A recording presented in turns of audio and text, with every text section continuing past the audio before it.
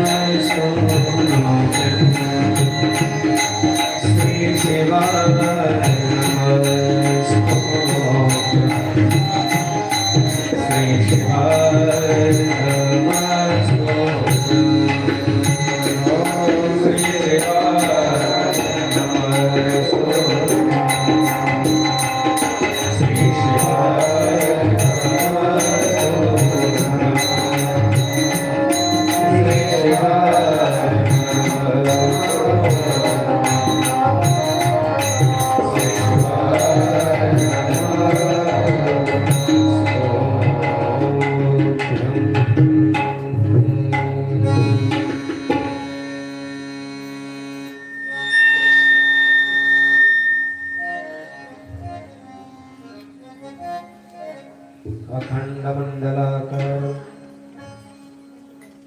व्याप्तेन चराचरम्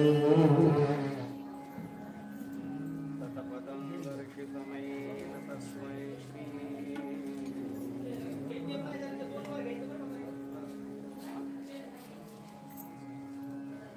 वक्रतुण्ड महाकाय सूर्यकोटिसमप्रभ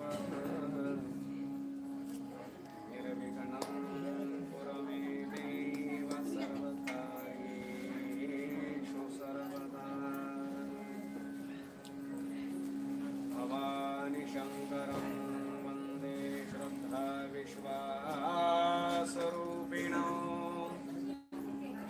याभ्यां विना न पश्यन्ति सहस्रान्तस्तमीश्वरम्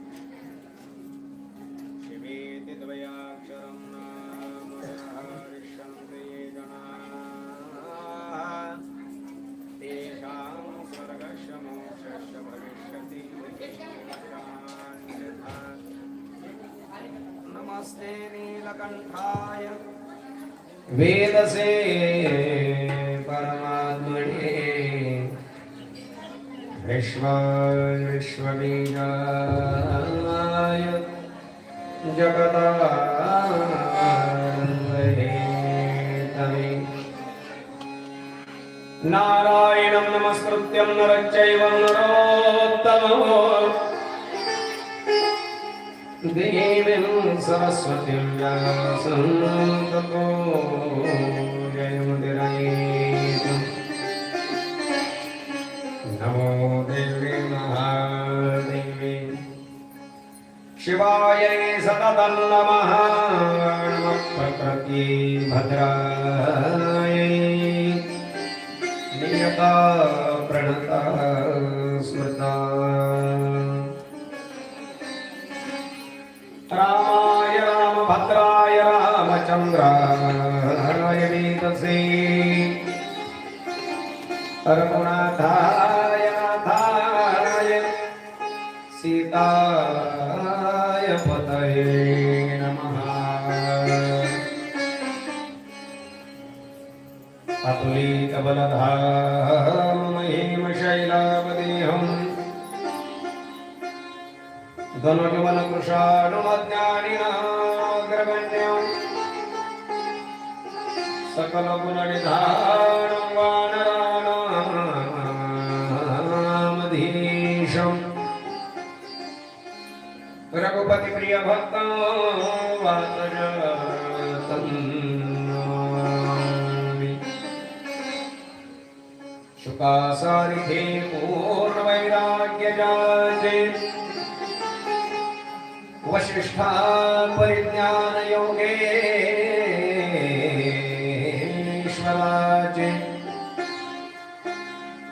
कवि वाल्मीका सारिखा मान्यायीसा नमस्कार माझा सद्गुरु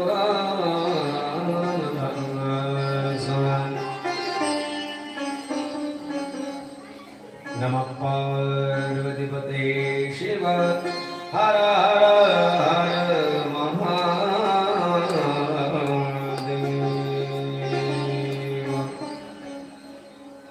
परम पवित्र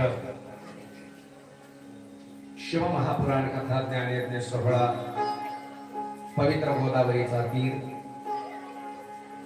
पवित्र तीरावर चालत असलेली शिव महापुराण कथा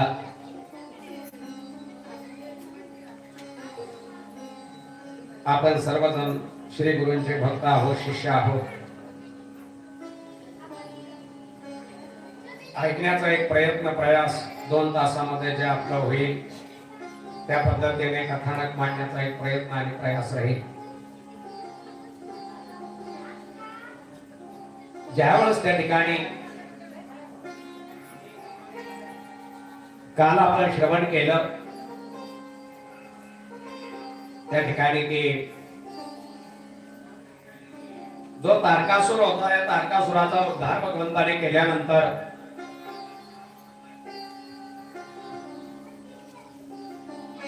तिथून पुढे त्या ठिकाणी असणार या तारकासुराला 3 मुलं होते. तारका असुर आहे.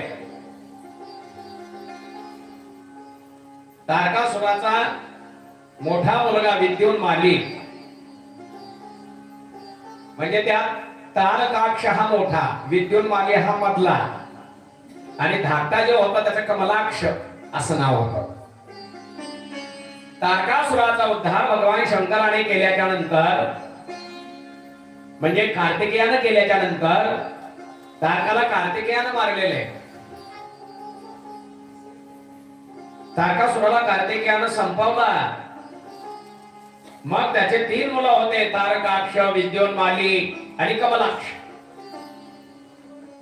तिघेही संयमी, सत्यवादी, दृढचित्त, उद्यमशील आणि महापराक्रमी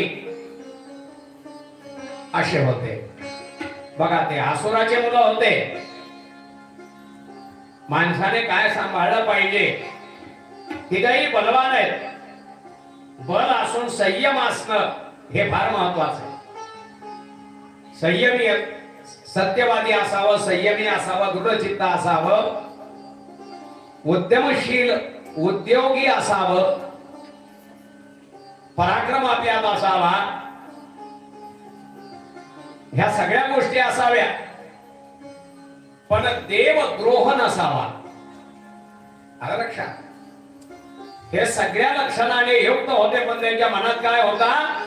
देवद्रोह. देवद्रोह मनामध्ये जर असेल तर याचा उपयोग होत नाही. या संयमाचा, दृढचित्ताचा, उद्यमाचा, बलाचा काही उपयोग होत नाही. का? देवद्रोही, गुरुद्रोही, संतद्रोही, साधुद्रोही, ब्राह्मणद्रोही असं जर आपण असू तर आपण कशा असलो तरी आपला काही या सृष्टीत उपयोग होत नाही. ते होते सगळे, पण ते देवद्रोही होते. तिघच नाही. मेरू पर्वतावर जाऊन तपश्चर्या केली, ब्रह्मदेवाला प्रसन्न केलं. ब्रह्मदेवाला प्रसन्न केल्यावर त्यांनी ब्रह्मदेवाला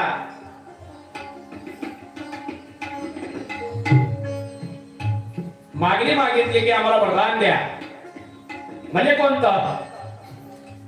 कोणत्याही प्राण्यापासून आम्हाला मृत्यू न यावा, आम्ही स्थिर पद व्हावं, आमच्या सर्व शत्रूंचा नाश व्हावा, आम्ही अजर अमर व्हावं, त्रैलोक्यात आमच्यापेक्षा बलवान वरचढ अन्य कोणी नसावा, आम्हाला अमाप लक्ष्मी, उत्तम उत्तम नगर आणि यथेच्छ ऐश्वर्य आम्हाला प्राप्त करून द्या. दैत्यांचं ऐकलं, शंकराचं स्मरण केलं ब्रह्मदेवाने. असुरांनी अमरत्व सगळ्यांना प्राप्त होत नाही. असुरांनो, ब्रह्मदेव म्हटले अमरत्व सर्वांना नाहीये. हा विचार मनातून काढून टाका की आम्हाला अमर करा. अजिबात करू शकत नाही म्हणले मी. या व्यतिरिक्त तुम्ही मागा काय मागायचंय? दैत्य म्हणले देवा, जरी आम्ही प्रबल असलो, अनिकेत आहोत, शत्रूपासून सुरक्षित राहण्यासाठी घराची आवश्यकता आहे. आपण आम्हा तिघांसाठी 3 नगर बनवून द्या. आम्ही 3 जण 3 नगरात राहतो. अत्यंत सुंदर असली पाहिजे, बळकट असली पाहिजे, धनधान्याने घर परिपूर्ण भरलेलं असलं पाहिजे, अजय असली पाहिजे. तारकाक्ष मध्येच म्हणाला देवा, ब्रह्मदेवाला, माझा प्रसाद सोन्याचा असावा.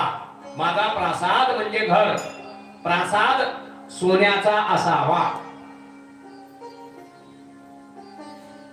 देवांनी दुर्भेद्य असावा. कमलाक्ष म्हणाला देवा, हे ब्रह्मदेव, माझं नगर चांदीचं असावं. विद्युन्माली मध्येच म्हणाला देवा देवा, माझं नगर लोखंडाचं बनवा. कृतिवासा भगवान सदाशिव एक सगळ्या रथात बसून एका दिव्य बाणाने नगर उद्ध्वस्त करो असं वरदान द्या. भगवान शंकरच आम्हाला सदा वंदनीय पूजनीय राहतील असं आम्हाला वर द्या. ब्रह्मदेवाने क्षणभर शिवस्मरण केलं आणि म्हणाले तथास्तु. वर्दीला वरदान प्राप्त झालं. मयाला हाक मारली, म्हणाले मया, या दैत्येश्वरांना सोने, चांदी आणि लोखंडाची नगर बनवून दे. मयासुरानं बनवून दिली त्यांना तिघांना 3 नगर अभेद्य. भगवान शंकराच्या एका बाणामध्ये संपली पाहिजे असं वर मागितला. आणि शंकरावर आमचं प्रेमही तेवढंच असावं, वंदनीय पूजनीय आम्हाला शंकर असावे, हाही वर मागितला. पाहता पाहता ब्रह्मदेवांतर्धान पावले. तारकासुराचे 3 मुलं राहू लागले, पण त्यांनी भगवान शंकराची उपासना केली. स्वर्ग, मृत्यू, पाताळ कुठेही ते नगर घेऊन फिरता येत होतं. आनंदाने नगरीत राहू लागले. ऐश्वर्य, उपभोग आहे, कशाची काही कमी नाही. कल्पवृक्ष नगरामध्ये जे पाहिजे ते जेव्हा पाहिजे तेव्हा जे पाहिजे ते आहे. 4 मानची वस्ती होती. प्रत्येक महालात शिवालय होतं, अग्निहोत्र होत, शाळा होत्या. सर्वोच्च सुख समृद्धीने युक्त ती नगर होती. अग्निहोत्र होत होतं, सिद्धचारण गंधर्वगात होते. प्रत्येक नगरीत शिवालय, महादेवाचं मंदिर आहे. प्रत्येक महादेवाचं मंदिर होतं आणि महादेवाची सेवा हे 3 जण 3 नगरात करायचे. महादेवाचे भक्त बनले.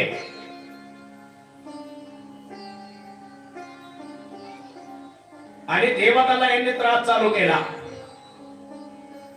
महादेवाकडे गेले. महादेवाला देवता म्हणले, महादेवा, तारकासुराचे 3 मुलं देवतांना त्रास देत आहेत, तुम्ही त्यांना संपवा.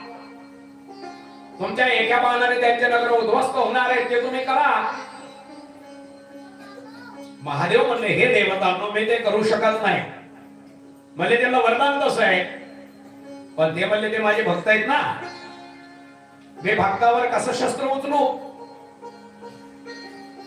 उचलू शकत नाही. अनन्य शरण आहेत मला, ते माझी भक्ती करतात रोज.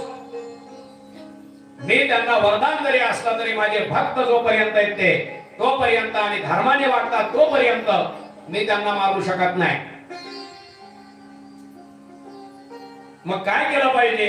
ते म्हणले, त्यांनी अधर्म केला पाहिजे, मग मी त्यांना संपवेन. तोपर्यंत नाही. महादेवाने देवतांना सांगितलं, जोपर्यंत अधर्म करत नाही तोपर्यंत मी त्यांना संपवत नाही. त्यावेळेस त्या ठिकाणी सदाशिव म्हणाले, एक करा, हे त्रिपुर आहे, त्रिपुर आहे. सध्या पुण्यकर्माने वागत आहे. जोपर्यंत पुण्यकर्माने वागताय, जोपर्यंत चांगले वागताय तोपर्यंत त्यांच्यावर कोणी बोट दाखवणार नाही.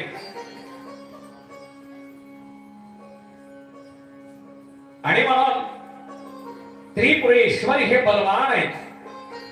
त्रिपुरेश्वर, तिन्ही पुराचे ईश्वर त्रिपुरेश्वर. रणप्रिय जरी मी असलो, मित्रद्रोह मी कधी करणार नाही म्हणले. मित्रत्व केलं तर त्याचा द्रोह नाही झाला पाहिजे. मित्रद्रोहासारखं दुसरं पाप नाही. ब्रह्मज्ञेच सुरापेच तेने भग्नव्रते यथा निष्कृतिर विहिता सद्भिः कृतघ्ने नास्ति निष्कृतिः. ब्रह्मदेव म्हणजे साधू पुरुषांनी ब्रह्महत्याला, चोर, दारुडा, व्रतभंग करणारा यांचे प्रायश्चित्त सांगितले साधू पुरुषांनी. परंतु कृतज्ञासाठी काही उपाय सांगितलेला नाही. कृतज्ञ याच्यासाठी कोणतं प्रायश्चित्त नाहीये. ब्रह्महत्याला प्रायश्चित्त आहे, चोरी करण्याला प्रायश्चित्त आहे, दारू पिण्याला प्रायश्चित्त आहे, व्रतभंग करण्याला प्रायश्चित्त आहे, काही चुकी झाली आपल्याकडून सत्कर्म त्याला प्रायश्चित्त आहे. पण कृतज्ञ जो असतो त्याला काही प्रायश्चित्त नाही. कृतज्ञासाठी काही उपाय नाही सांगितलेला. मग कृतज्ञ म्हणजे कोण? कृतज्ञ म्हणजे कोण आणि कसा असतो? कृतज्ञ सांगायला गेल्यावर कृतज्ञ सांगावं लागतो आधी, म्हणजे कृतज्ञ कळत असतो. म्हणून कृतज्ञता आणि कृतज्ञता हे 2 शब्द येतात. ब्रह्मदेव म्हणले, कृतज्ञता ज्याच्यात आहे त्याला साधू म्हणावं आणि कृतज्ञता ज्याच्यात आहे तो घातकी आहे.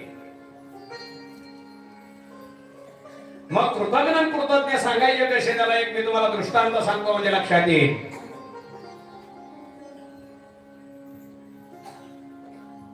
एक साधू नदी तीरावर संध्या करत बसले होते. सायंकाळची वेळ आणि संध्या वगैरे आटोपली, अर्घ्य द्यायचे होते. एवढ्यात एक विंचू प्रवाहात वाहत आला. त्यांच्या लक्षात आला, अरे प्रवाह जर वाहत गेला,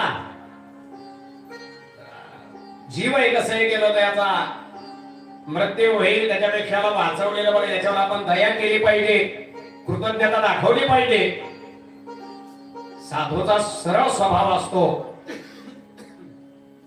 दया हा पहिला गुण असला पाहिजे साधूमध्ये. मुंगी जर आपल्यात निघाली मुंगी, तर तिला साखर टाकण्याची भावना निर्माण झाली पाहिजे. दया. साधून त्या विंचवाला वाचवण्यासाठी हातावर घेतला आणि सांगितलं, अरे वाहत चाललायस तू, तुला तीरावर सोडतो बरं. विंचवाला हातावर घेतला, तीरावर सोडताना त्यांनी सांगितलं, मला ओळखलंच नाही काय की तू म्हणते, माझी ओळख करून देतो म्हणजे तुला, म्हणून त्याला नांगी मारली साधूला. नांगी मारल्याबरोबर मुंग्याच मुंग्या. आता तो विंचू पुन्हा तीरावर सोडलेला पुन्हा पाण्याच्या प्रवाहात आला. साधूला पुन्हा हातावर घेतला, पुन्हा त्यानं नांगी मारली, पुन्हा साधूला तीरावर सोडला, पुन्हा पाण्यात आला, पुन्हा साधूला उतरला, पुन्हा तीरावर ठेवला. साधूनं कृतज्ञता सोडली नाही आणि विंचवानं कृतज्ञता सोडली नाही. आलं लक्षात? त्यानं त्याचा स्वभाव सोडला नाही, यानं याचा स्वभाव सोडला नाही. कृतज्ञ कशाला म्हणतात? वेळोवेळी नांगी मारणारा. साधूनं प्रयास केलाय, प्रयत्न केलाय त्याला दुःखातून बाजूला करण्याचा, पण त्यानं नांगी मारणं सोडलं नाही. कृतज्ञ म्हणून अशा कृतज्ञाला काही प्रायश्चित्त नाही. म्हणून संतांनी सांगितलंय, विंचू नाग यांना लांबूनच नमस्कार केला पाहिजे, यांच्या जवळ नाही गेला पाहिजे. आलं लक्षात? काय सांगितलं संतांनी? नागन विंचूजे वंदावे दुरोणी, तुका म्हणे विंचू नारायण.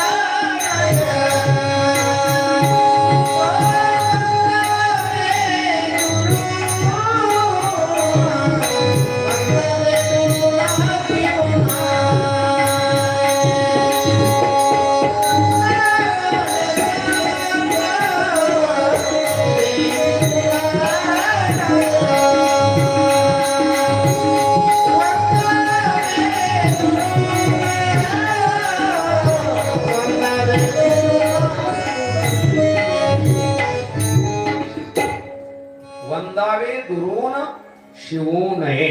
संतांनी सांगितलंय काही प्राण्यापासून आपण दूर राहायला पाहिजे. त्यात एक आहे नाग, पुन्हा विंचू, म्हणजे यांच्यापासून आपण दूर राहायला पाहिजे. केव्हा डंख बसेल, केव्हा फणा बसेल, केव्हा विष आपल्यात प्रवेश करेल, केव्हा त्याचा आपल्याला त्रास होईल सांगता येत नाही. वंदावे दुरून शिवू नये, त्यांच्या जवळ जाऊ नये. म्हणून धर्म संकट येत असतं भक्तावर. धर्म संकट सामोरं जावं लागतं. ब्रह्मदेव म्हणले जो कृतज्ञ असा त्याला प्रायश्चित्त नाही. धर्म ज्याला कळतो त्याला मी मारू शकत नाही म्हणतात महादेव. माझे भक्त आहेत ते मी त्यांना कसं मारणार? हे ब्रह्मा परम भक्त आहे, मारता येणार नाहीत मला. म्हणजे मग आम्ही काय करावं आता? आम्हाला त्रास व्हायला ना. ते म्हणले एक करा, विष्णूकडे जा, भगवान विष्णू मार्ग काढतील याच्यातून. भगवान विष्णूकडे देवता आल्या सगळ्या. भगवान विष्णू म्हणजे काळजीच करू नका, तुमचं काम झालं. भगवान विष्णूने तेजस्वी मायावी पुरुष निर्माण केला, त्याचं मुंडन वगैरे केलं, मलिन वस्त्र परिधान केली होती त्याने, एका हातात काष्ट पात्र,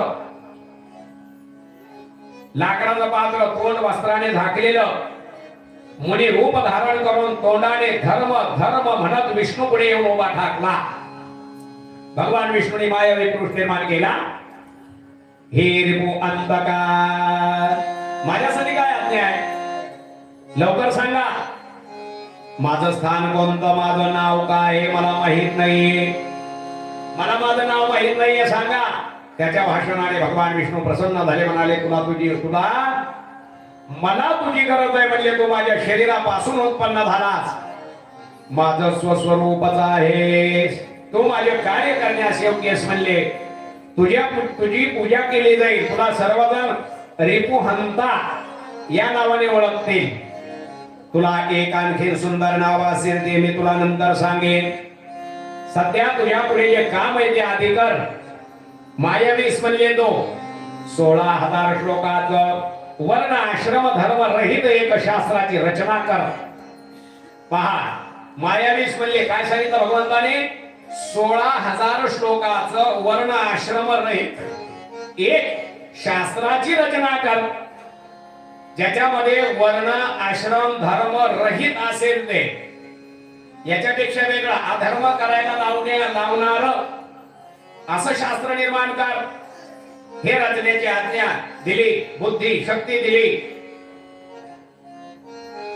आणि अपभ्रंश व कर्मवादाने वादाचं वर्णन असावं. विष्णूचं वचन ऐकलं मुंडाने, त्या मुंडीने नमस्कार केला आणि विष्णूने त्याला शास्त्र शिकविलं. नरक स्वर्ग याच्याशिवाय अन्य काहीच नव्हतं. विष्णूने शिवाचरण कमलाचं स्मरण करून मुंडीला सांगितलं, तू आता याप्रमाणे शास्त्राचा प्रसार प्रचार कर. दैत्यांना या शास्त्राने भुलव. या योगाने त्या त्रिपुरात तमोगुण प्रगल्भ होईल, तमोगुण वाढेल. आणि तमोगुणाचं प्राबल्य वाढलं की अधर्म करायला प्रवृत्त होत असतो जीव. म्हणून ते पुरं नष्ट करायला मला बरं होईल. पुन्हा त्या त्रिपुरामध्ये पाप वाढलं पाहिजे असं काही कर. माझ्या मनाप्रमाणे वागल्यास तुझं कल्याण होईल. शेवटी तू माझ्या जवळ येशील. कार्य आटोपल्यावर कलियुगाची वाट पाहत मरुस्थळात राहा. कलियुग आल्यावर पुन्हा आपल्या शिष्य समुदायासोबत धर्माचा प्रचार आणि प्रसार कर. विष्णू अंतर्धान पावले, देवतांचं कार्य केलं, अधर्म पसरवणारा एक पुरुष प्रगट केला. 16,000 श्लोकाचं शास्त्र त्याच्या हातात दिलं. मुंडीने शिष्यवर्ग तयार केला, त्यांना धर्म शिकवेला. तो त्यांचा धर्म 4 शिष्यासह संचार केला. त्रिपुरामध्ये वेश धारण केला साधूचा. सर्वांच्या हातात लहान कपड्यांच्या चवऱ्या होत्या. जीव हिंसा न व्हावी म्हणून चवऱ्या हलवीत. हलकी पावले टाकीत चालले. भगवंताने मुंडीचे नाव आदी रूप ठेवला, आदी रूप. आणि शिष्यांचे नाव अनुक्रमे ठेवले, कृषी, पती, कार्य, उपाध्याय. हे नाव ठेवले अनुक्रमाने. कृषी, पती, कार्य, उपाध्याय हे त्याचे शिष्य झाले, आदी रूपाचे शिष्य झाले. भगवंतांना त्यांनी नमस्कार केला. त्रिपुराचा मार्ग धरला आणि त्रिपुरामध्ये त्यांनी प्रवेश केला. त्यांना पाहून सगळे भुलून गेले. काय दिव्य पुरुष आलेत म्हणले. बापरे, तेजस्वी पुण्य पावन दिसतायत. मायावी ऋषी 4 शिष्य, नारदाची मुलाखत घेतली त्यांनी, धर्माची त्यांना दीक्षा दिली. नारद त्रिपुरेश्वरांना भेटले. ऋषींनी त्यांच्या शिष्यांची आणि मुक्तकंठाने स्तुती केली. नवधर्माची वाखाणी केली. म्हणले आम्ही नवधर्म घेऊन आलो. नवधर्म. आणि नवधर्म काय तर अधर्म. आणि त्यांना बाहेर असं वाटायचं की खरंच आहे. म्हणून नाही का काही म्हणतात तुम्ही सगळं खा प्या पण भक्ती करा. संप्रदाय नाहीत का तसे? आहेत. खा प्या आणि भक्त. गुरु कुठं खा प्या म्हणत असतो का?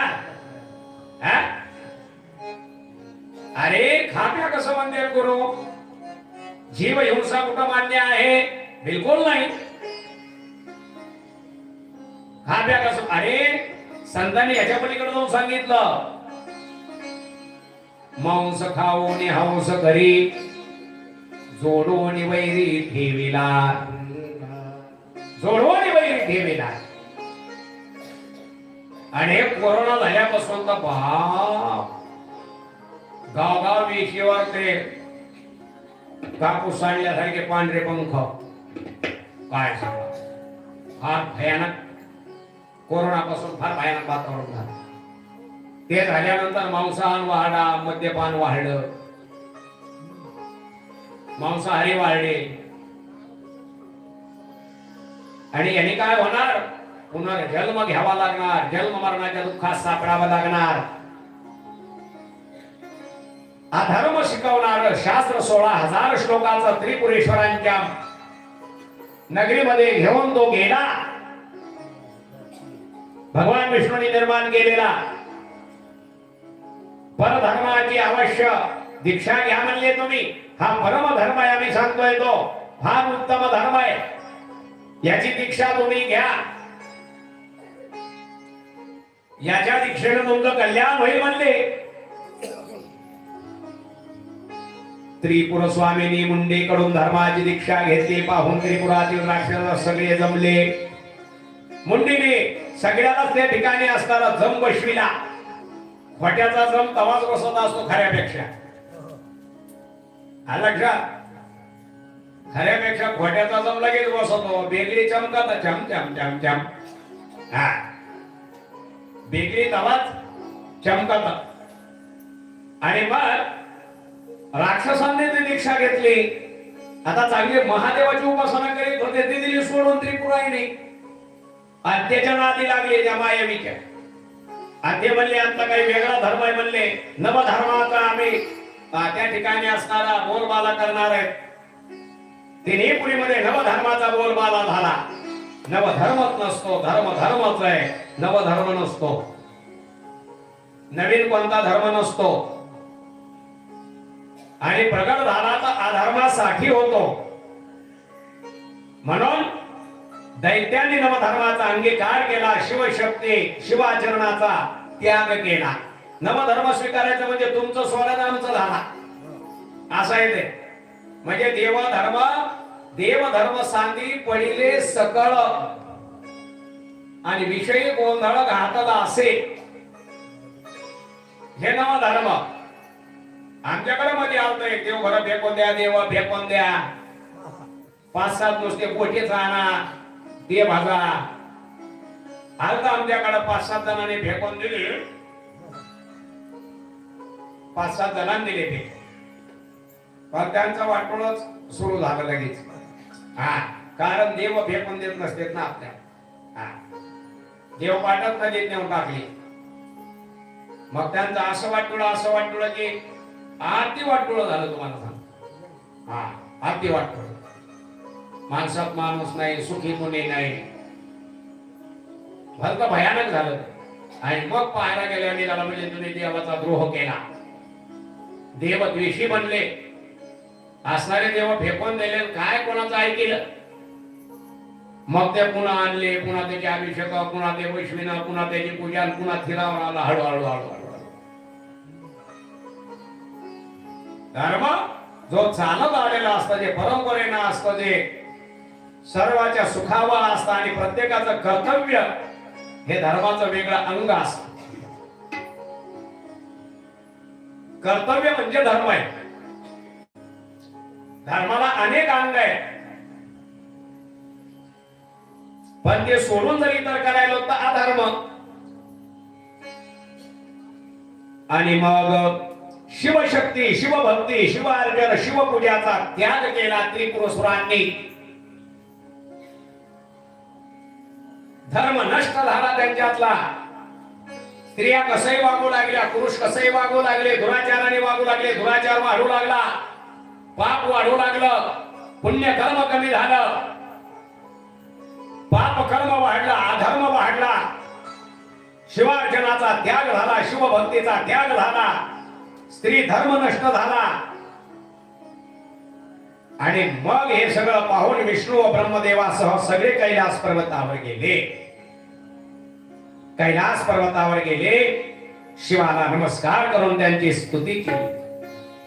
कर्पूर गौरव करुणावतार संसार सार भुजगेंद्रहार सदा वसंतो हृदयारविंदे भवं भवामि सहितं नमामि भवं भवामि सहितं नमामि.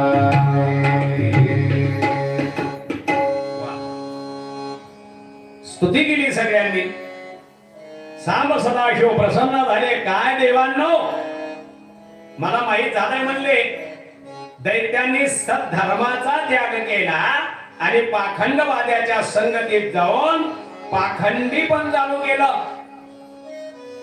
हे मला माहित झालंय म्हणले. माझं भजन, माझं पूजन त्यांनी सोडून दिलंय. आता मी त्रिपुराचा नाश करेन. देवतांना शब्द दिला भगवान शंकरांनी. त्रिपुरांचा नाश करेल. अद्यापही जो भक्त माझं परम भक्त आहे, जे माझं स्मरण करतात, ज्यांनी माझा संपूर्णपणे त्याग केला असेल, ज्यांनी संपूर्ण त्याग केलाय, त्यांचा वध करील. पण बाकीचे जे भक्त असतील माझे, त्यांना मी ठेवेन. भगवान शंकर यांनी देवतांना शब्द दिला, आश्वासित केलं. ब्रह्मदेवाने पुन्हा स्तुती वगैरे केली. आणि मग ब्रह्मदेवाने केलेली स्तुती ऐकून शर्वाला मोठा आनंद झाला.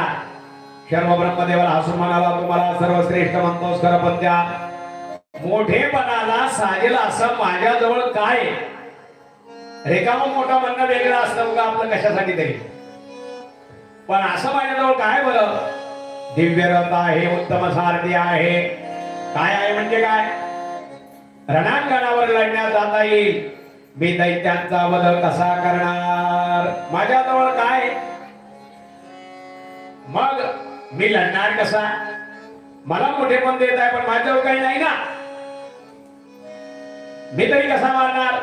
एक प्रश्न होता हा शिल्लक. गौरीनाथांचं भाषण ऐकून देवांना फार मोठा आनंद झाला. हात जोडून ते म्हणाले, कैलासनाथ चिंता करू नका, युद्धाला तयार व्हा,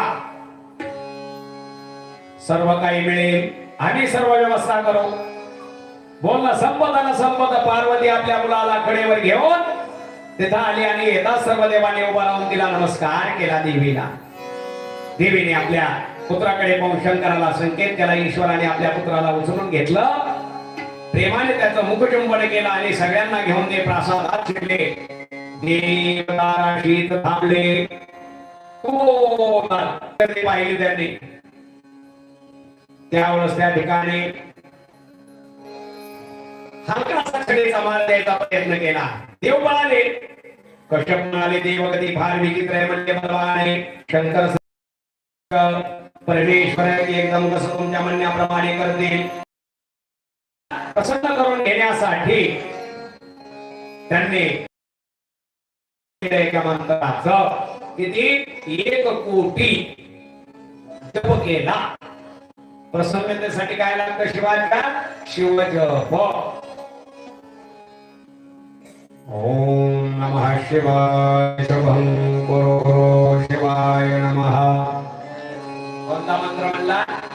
ओम नमः शिवाय शुभं कुरु कुरु शिवाय नमः ओम नमः शिवाय शुभं कुरु कुरु शिवाय नमः एक कोटी जप केला हा सुतोष म्हणजे लवकर प्रसन्न होणारा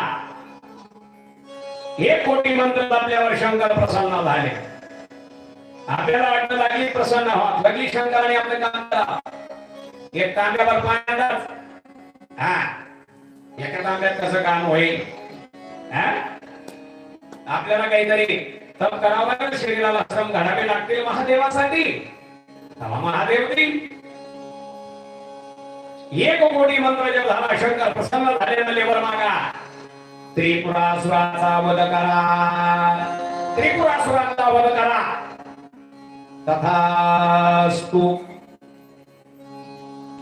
दिव्य समोर सारथी धनुष्यबाण याची व्यवस्था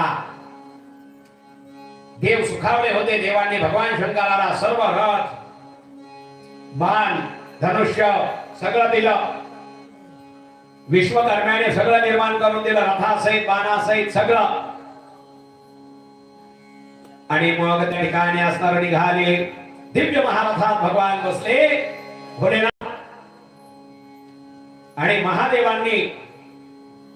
महादेवाचा सर्व देवांनी जय जयकार केला आनंद झाला सर्वांना रणक्षेत्राकडे महादेव निघाले शिवगण होते बरोबर भगवान शंकराच्या महाज्वेर सोमवल्ली सुवर्ण सोमप सनक सोमधक सूर्यवर्चो सूर्यप्रेक्षण सूर्याक्ष सूरीनामा सूरसुंदर प्रस्कंद कुंदर चंड कंपन अतिकंपन इंद्र इंद्रजय यंता हिमकर शताक्ष पंचाक्ष सहस्राक्ष महोदर सतिजहु शतास्य रंक कर्पूरपतन द्विशिख त्रिशिख अहंकार कारक अजवक्र अष्टवक्र हयवक्र अनेक बलशाली वीर महेश्वरांना वेढून चालत होते अनेक रणांगणामध्ये फौज येऊन पोहोचले सदाशिवांनी हातात धनुष्य घेतलं प्रत्यंक जमीला करत कार केला लक्षात आलं उजव्या हाताचा अंगठा अग्रभागी दुखत आहे आत्ताच का दुखू लागला याचा विचार करू लागली आकाशवाणी झाली तोपर्यंत तू गणपतीचं पूजन करणार नाहीस तोपर्यंत अंगठा तुझ्या उपयोगी पडणार नाही वाणी ऐकताच सांब सदाशिवांनी गणपती पूजन केलं प्रसन्न होऊन एकदंताने अंगठ्यातील आपलं आसन सोडलं आणि अंगठा मोकळा होताच भोलेनाथ शंकराने धनुष्य सज्ज करून त्यावर बाण लावला एका बाणात मंत्र म्हणून त्या ठिकाणी असणार देवतांच्या कार्यासाठी त्या ठिकाणी असणारा तो त्रिपुरासुराचा एका बाणानेच उद्ध्वस्त केली त्रिपुर उद्ध्वस्त केली भगवान शंकराने आणि मग त्या ठिकाणी असणार त्रिपुराचा नाश केला त्रिपुरारी पौर्णिमा ज्या त्रिपुराचा नाश झाला ते त्रिपुर म्हणजे त्रिपुरारी पौर्णिमेच्या दिवशी त्रिपुराचा संहार केला म्हणून त्रिपुरारी पौर्णिमा साजरी करावी लागते ना तुम्हाला तो गोदामाईचा काठ आहे त्याच्यामध्ये दिवे सोडणं वगैरे केलं तर अति पुण्य त्रिपुरारी पौर्णिमेला साजर करून तुम्ही दिवे सोडले पाहिजे दिवे गोदामाईमध्ये त्रिपुरारी पौर्णिमा आता तर निघून गेली समजा तेव्हा येईल पुढे तेव्हा गोदामाईच्या काठावर जे आहात तुम्ही सर्व माता मावल्या तर तुम्ही ते दिवे त्रिपुरारी पौर्णिमेला सोडायला चालतात म्हणून अशा प्रकारचे सांब सदाशिव देवतांनी स्तुती केली पुढे मयासुराला वरदान भेटलं शिवाचं इंद्राला जीवदान भेटलं जालंधराचा जन्म झाला जालंधराचा विवाह झाला जालंधराशी युद्ध झालं पण जालंधर मरत नव्हता मग जालंधर मरत नाही तर काय करायचं विष्णूला मध्यस्थी करायला लावली फार मोठं कथानक आहे शॉर्ट बट स्वीट आणि मग ते विष्णूला मध्यस्थी केला आणि विष्णूला मध्यस्थी करून सांगितलं की तुम्ही सहकार्य करा तेव्हा होईल ते. आणि मग ते विष्णूचं सहकार्य लाभल्याच्या नंतर त्या ठिकाणी असणार जालंधराचा उद्धार तेव्हा झाला, कारण त्याची पत्नी वृंदा ही महान पतिव्रता होती. तिच्या पतीला कुठलीही आच येणार नव्हती. जोपर्यंत तिचं व्रत आहे तोपर्यंत तिच्या पतीला कोणी केसाला धक्का लावू शकत नव्हतं. तिच्या व्रताचा भंग झाल्यावरच तो मरणार होता जालंधर. म्हणून भगवान विष्णूने तिच्या पतीचं रूप धारण केलं आणि नुसता तिला स्पर्श केल्याबरोबर व्रतभंग झाला. इकडे त्याचं शिर उडालं खार दिशे त्या ठिकाणी असणार असं युद्ध जालंधराचं झालं. पुढं मग नंतर जालंधराचा वध झाला, शंखचूडाची उत्पत्ती झाली. शंखचूडाचा उद्धार भगवान शंकराच्या हाताने झाला. म्हणून भगवान शंकराला शंखाचं पाणी चालत नाही. गोशिंगाने पाणी घालावं लागतं भगवान शंकराला, गोमुखाने. शंखानं पाणी महादेवाला घालायचं नाही. आलं लक्षात. म्हणून एक लोटा जल समस्या आल त्याच्यामुळं म्हटलेलं आहे बरं का. सगळ्या देवाला चालतं शंखाने पाणी, पण महादेवाला चालत नाही. राग येतो म्हणून शंखाने पाणी घालायचं नाही, लक्षात ठेवायचं. आणि मग शंखचूडाचा त्या ठिकाणी अशा प्रकारचा उद्धार झाला. पुढे त्या ठिकाणी असणारं देवदानवांचं युद्ध झालं. अंधकासुराची पुढे उत्पत्ती झाली आणि त्याचाही उद्धार झाला. काही भागवतातलं चिंतन आलेलं आहे शिवमहापुराणात. हिरण्याक्ष याचाही त्या ठिकाणी असणारा श्रीहरीने उद्धार केला होता. ती कथाही ब्रह्मदेवाने सांगितली. हिरण्याक्ष, हिरण्यकश्यपू आणि मग त्यांचाच वंश पुढे अंधक वगैरे त्यांचाही उद्धार भगवंताने केला. आणि नंतर युद्ध प्रसंग जो यात सांगितलेला होता रुद्रसंहितेत, युद्ध खंड, याला कुठंतरी त्या ठिकाणी असणारा एक पूर्ण विराम भेटला. आणि नंतर भगवान श्रीकृष्णाचा विवाह झाला आणि भगवान श्रीकृष्णाने पार्वती शंकराची तपश्चर्या करून त्या ठिकाणी असणारा आपल्याला कन्या पुत्र व्हावेत याच्यासाठी मागणी केली. ती मागणी पार्वतीनं पूर्ण केली. भगवान शंकर पार्वती भगवान श्रीकृष्णांना म्हणाले, सर्वात उत्तम गृहस्थ आश्रमी व्हाल तुम्ही जगात, सर्वात उत्तम. आणि आशीर्वाद दिला तुम्हाला 10 मुलं एक एक मुलगी होईल. म्हणून भगवान श्रीकृष्णांनीच उपासना केली भगवान शंकरांनी आणि पार्वतीची, तर त्यांनी त्यांना वरदान दिलं. नंतर तृतीय शतरुद्र संहिता भगवान शंकराच्या अवताराचं वर्णन त्यामध्ये त्या ठिकाणी असणार केलेलं आहे. पुढे त्या ठिकाणी असणार ते 5 अवतार सांगितल्याच्या नंतर पुढे भगवान शंकराचे जे काही व्रत वैकल्य त्याचं वर्णन केलेलं आहे. जे काही ज्योतिर्लिंग आहे त्याचंही वर्णन केलेलं आहे. आपण काही वर्णनाचा विषय आपण पाहूया. म्हणून भगवान शंकराचा अनेक अवतारापैकी दशावतार वर्णन, 11 रुद्रांचं वर्णन त्या ठिकाणी केलेलं आहे. दुर्वास हे शंकराचा अवतार, हनुमंत शंकराचा अवतार, अशा प्रकारचे वर्णन केलं. द्विजेश्वर अवतार हाही त्या ठिकाणी भगवान शंकराचा झाला. शंकराचा हंस नामक अवतार त्याचंही वर्णन केलं. भगवान शंकराचा कृष्ण अवतार त्याचंही वर्णन केलं. अवधूतेश्वर अवतार याचंही वर्णन सांगितलं. किरात अवतार, हा किरात अवतार भगवान शंकराचा झाला. सुरेश्वर अवतार शंकराचा झाला. आणि पुढे त्या ठिकाणी असणार भगवान शंकराचे अवतार सांगून 12 ज्योतिर्लिंगाचं वर्णन केलेले.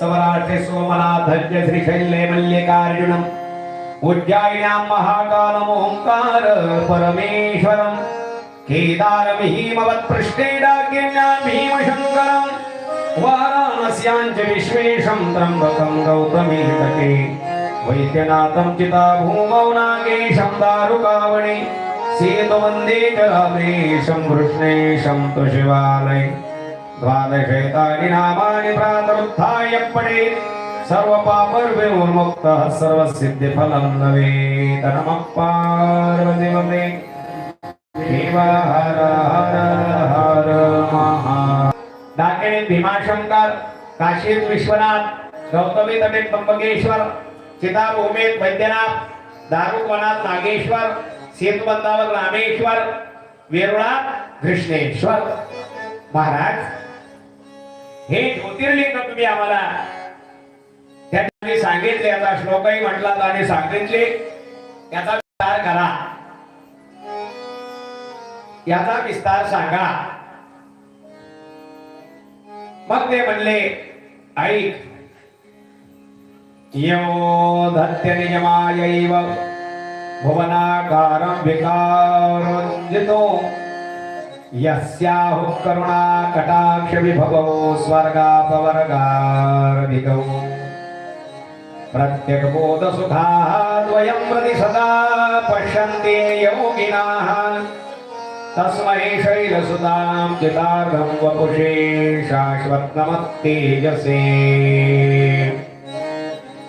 वर्णन केलं तेजोमय भगवान शंकर आहेत अशा शंकराचं 12 ज्योतिर्लिंगाचं वर्णन त्या ठिकाणी ब्रह्मदेव सांगतायत शिवलीला अमृत आहे ते दाखा ऐकावं असं वाटतं पवित्र भारतभूमीच्या परिसरात मोजकीच अशी लिंग आहेत फक्त 12 ज्योतिर्लिंगाचं वर्णन सांगतो म्हणले ही सर्व भूमी कुणी व्यापली माहिती सदाशिवाने ज्यावेळेस तुम्ही पृथ्वी भ्रमण करायला जाल चारी धामाला जाल तुम्हाला सगळीकडे महादेव दिसतील चौकरून व्यापलंय महादेवाने कण कण महादेवाने व्यापलेला आहे परिसरात पण काही मोजकी तुम्हाला 12 ज्योतिर्लिंगाचं वर्णन श्रवण करा श्रवणाने काय होईल पापाचा नाश मग सोरडी सोमनाथ म्हणजे सौराष्ट्र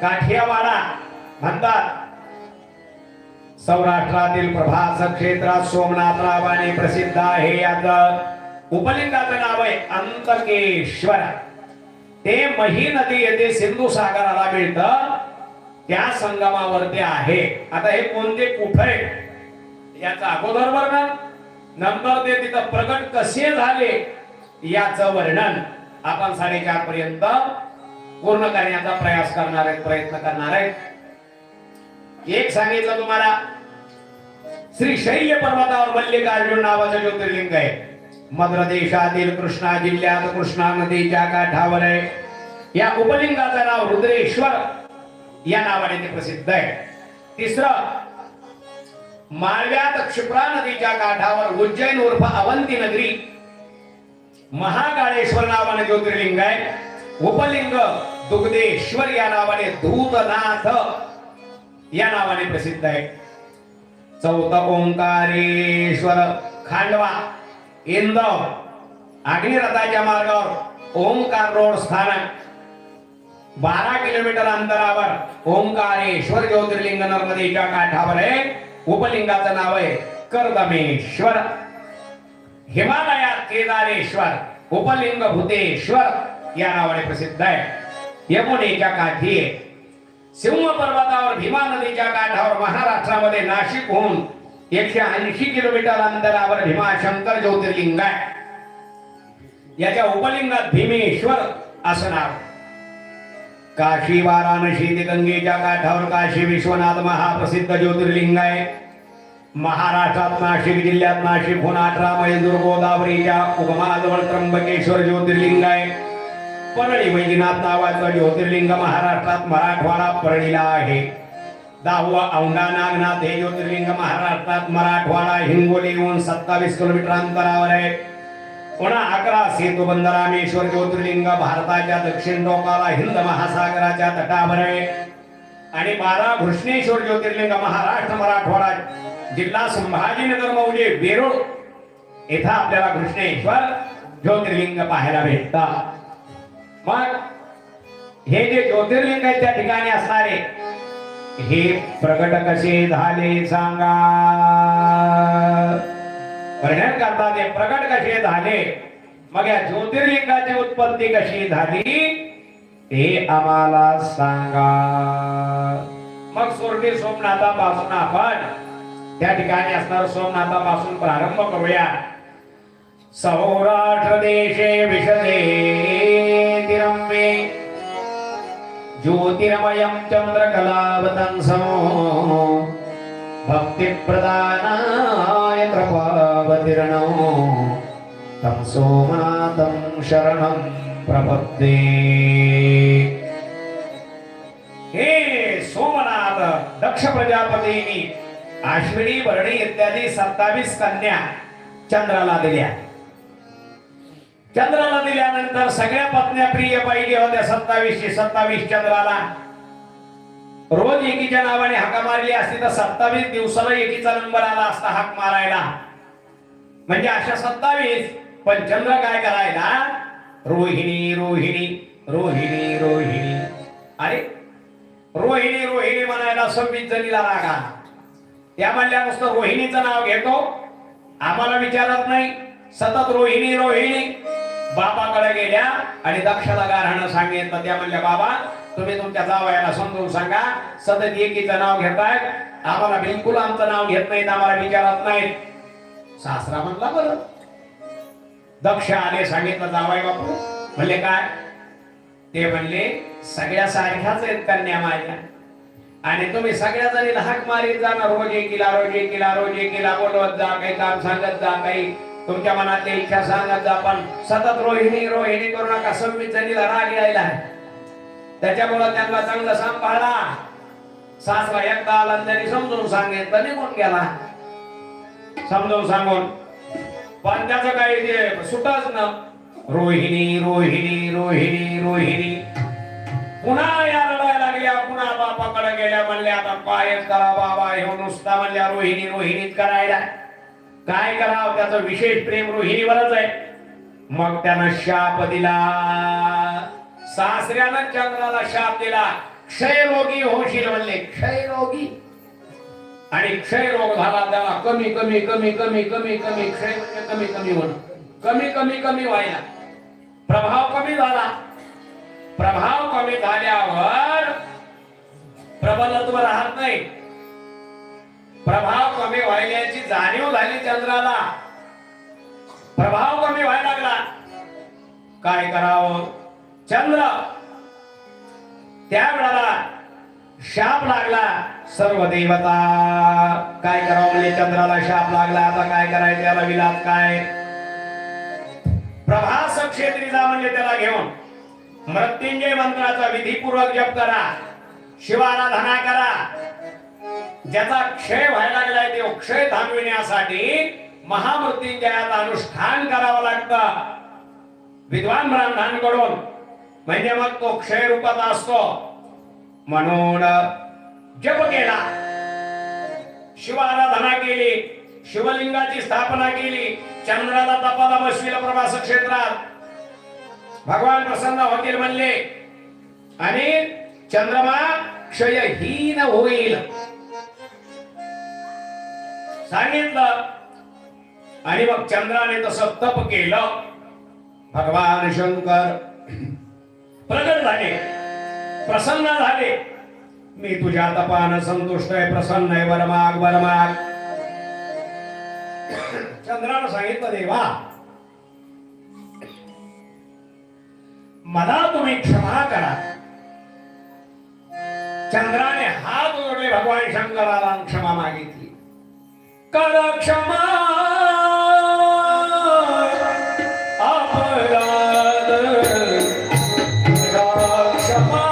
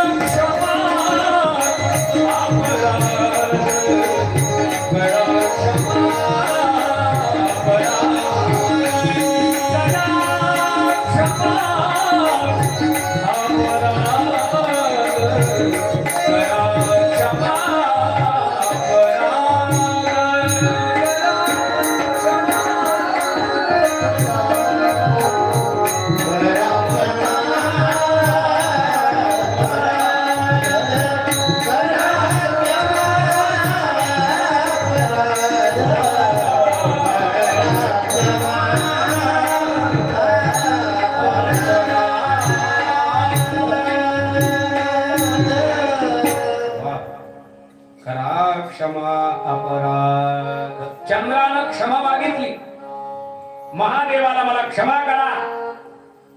सदाशिव म्हटले ठीक आहे, काय अपेक्षित आहे? क्षय रोग मिटवा म्हणले माझा. मी क्षय पावत चाललेलो आहे.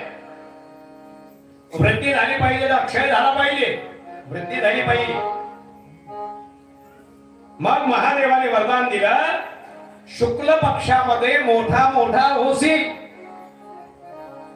अमावस्या संपली, शुद्ध प्रतिपदेपासून वहारात जाशील आणि पुन्हा कमी कमी कमी कमी कमी पौर्णिमा झाल्यावर कमी कमी होशील, नामुषा झाल्यावर वहारात जाशील असा आशीर्वाद भगवान शंकराने दिला. क्षयरोगातून वाचला चंद्र.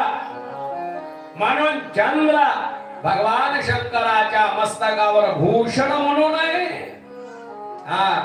अमृताचा वर्षाव करतोय, सेवा करतोय महादेवाची. त्यांना 10 झाला म्हणून त्याने स्वतः अमृताचा वर्षाव केला महादेवाच्या शरीरावर. क्षय रोगापासून चंद्राला वाचवलं भगवान सदाशिवाने. शुक्ल पक्षात कले कले न वाढशील, कृष्ण पक्षात कले कले न कमी होशील. चंद्राच्या भक्तीने निर्गुण निराकार परब्रह्म परमात्मा सदाशिव प्रसन्न होऊन समून साकार झाला. तेच लिंग सोमनाथ या नावाने प्रसिद्ध झालं. हे पहिलं ज्योतिर्लिंग तुम्हाला सांगितलं. देवाने तेथेच सोमकुंडाची स्थापना केली. भगवान शिव ब्रह्मदेव तिथे वास करतात. पापनाश नावाचं चंद्रकुंड निर्माण झालं. जो 6 महिने तिथं स्नान करतो त्याचा रोग बरा होतो. हा आशीर्वाद त्या कुंडाला दिला. सोमनाथ नावाने प्रसिद्ध झालं. आता दुसऱ्या ज्योतिर्लिंगाची निर्मिती मल्लिक अर्जुन. हे कसं निर्माण झालं ऐका. 12 ज्योतिर्लिंगाची कथा आहे. श्रीशैल्य शृंगे बुधादि संगे तुलाद्रितुंगे विमुदा वसंतम तम अर्जुनम मल्लिका पूर्वएकम नमामि संसार समुद्र सेकम. मल्लिका नाव कसं वाटतंय? मल्लिका ऐकायला आपल्याला वाटतंय मल्लिका नाव कसं काय? मल्लिका म्हणजे पार्वती, अर्जुन म्हणजे भगवान शंकर. म्हणून मल्लिका अर्जुन, मल्लिका पार्वतीला म्हटलेलं आहे. म्हणून मल्लिका अर्जुन म्हणजे शिव पार्वती. शिव पार्वतीला 2 पुत्र म्हणले हो. एकाचं नाव स्कंद, दुसरा गणपती म्हणले हो. मग स्कंद महापराक्रमी, तारकासुराचा त्याने उद्धार केला होता म्हणले हो. गणपती विद्वान चतुर होता.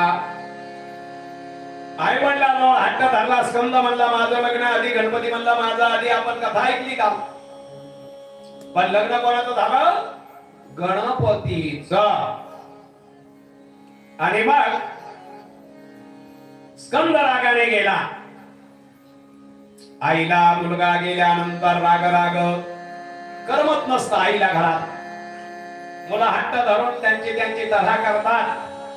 आई वडिलाला जड जात म्हणून निघून गेले. फार वाईट वाटलं. क्रौंच पर्वतावर गेले होते. शिवपार्वती समजूत घालायला गेले. तिथून तो 12 कोस लांब गेला. मग ज्योतिर्मय स्वरूप धारण करून तिथं राहिले भगवान शंकर. अमावस्येला भगवान शंकर तिथं जायचे आणि पौर्णिमेला पार्वती भेटायला जायची. असे मल्लिकार्जुन नावानं त्या ठिकाणी असणारं प्रसिद्ध झालं ज्योतिर्लिंग क्रौंच पर्वताच्याही पलीकडे. तिसरं महाकाळेश्वर. हे महाकाळेश्वर ज्योतिर्लिंग कसं प्रकट झालं? भगवान कशी प्रकट झाले? कोणामुळे झाले? अवंतिकायां विहितावतारं मुक्तिप्रदानाय च सज्जनानां अकामृत्योर्परिरक्षणार्थं वंदे महाकाल महासुरेशम. हे जे निर्माण झालं अवंतिके उज्जैन नावाची नगरी आहे. एक प्रसिद्ध नगरी. क्षिप्रा नदीच्या तीरावर उज्जैन नगरी अत्यंत पवित्र पावन करणारी मोक्षदायी नगरी. श्रेष्ठ ब्राह्मण राहत होता. शुभ कर्म करणारा वेद पाठी अग्निहोत्री. त्याला 4 पुत्र होते. देवप्रिय, प्रिय, मेधा, सुकृत आणि धर्मवाही नावाचा होता. मुलई मोठी सद्गुणी शिवभक्त होती. त्यावेळेस रत्नमाल पर्वतावर दूषण नावाचा धर्मद्वेषी असुर आला. ब्रह्मदेवाच्या वराने गाजलेला माजलेला अवंतीवर चढाई केली. ही ब्राह्मणाची मुलं शिवभक्त होती. घाबरली नाही. भगवंताचं चिंतन केलं आणि भगवान प्रकट झाले. दिव्य तेज प्रकट झालं आणि मग त्यांनी त्या असुराचा नाश केला. आकाशातून पुष्पवृष्टी झाली. प्रसन्न झाले. शंभू महादेव म्हणाले वर मागा. ते म्हणाले भगवंत आपण येथेच राहा. आपण येथेच राहा. मग ते महाकाळेश्वर नावाने प्रसिद्ध झाले. महाकाळेश्वराचा महिमा उज्जैनी चंद्रसेन नावाचा राजा राज्य करीत होता. शिवभक्त जितेंद्रिय मणिभद्र नावाचा मित्र त्याने चंद्रसेन राजाला चिंतामणी बक्षीस दिला. कौस्तुभ मण्यासारखा होता. अनेक राजांनी मागणी केली त्याची. आम्हाला पाहिजे, आम्हाला पाहिजे. त्याने दिला नाही. सगळ्यांनी विचार करून त्याच्यावर आक्रमण केलं. लढायला आले.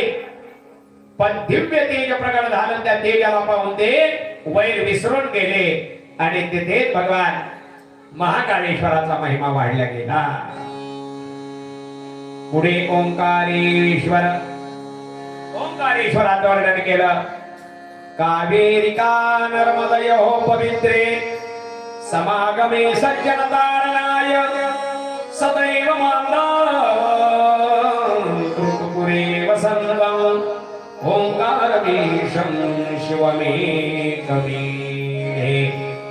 ओंकारेश्वर ज्योतिर्लिंग परम पावनी पश्चिम वाहिनी नर्मदेच्या तीरावर बसलेलं भगवान नारद ऋषी गोकर्ण येथे. गोकर्ण महाबळेश्वराच्या सेवेत काही दिवस राहिले. विंध्य पर्वतावर आले. त्यांना आलेलं पाहून विद्याने मनोभावे स्वागत केलं. नारद अनुमानेसे उठले. त्याला काही बोलले नाही. विंध्य म्हणला ऋषीराज माझ्याकडून काही चुकलं का? आपण आम्हाला बोलवत नाही, काही नाही, काही लिहूनच आहे का आमच्याकडून? तुम्ही का असं का वागताय? सांगाल काही? मौन का राहिला? आणि मग त्यावेळेस प्रश्न विचारला विंदेश्वराला. ते काही नारद फक्त इतकंच म्हणले विंदेश्वरा तुझ्याजवळ सर्व काही आहे पण मेरू पर्वत तुझ्यापेक्षा उंच आहे. एवढं म्हणले निघून गेले. एवढं म्हणले निघून गेले.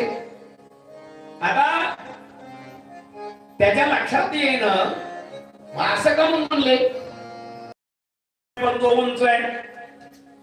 विचार करू लागले. पर्वत विचार करायला नारद निघून गेले. ठेवून आता काय?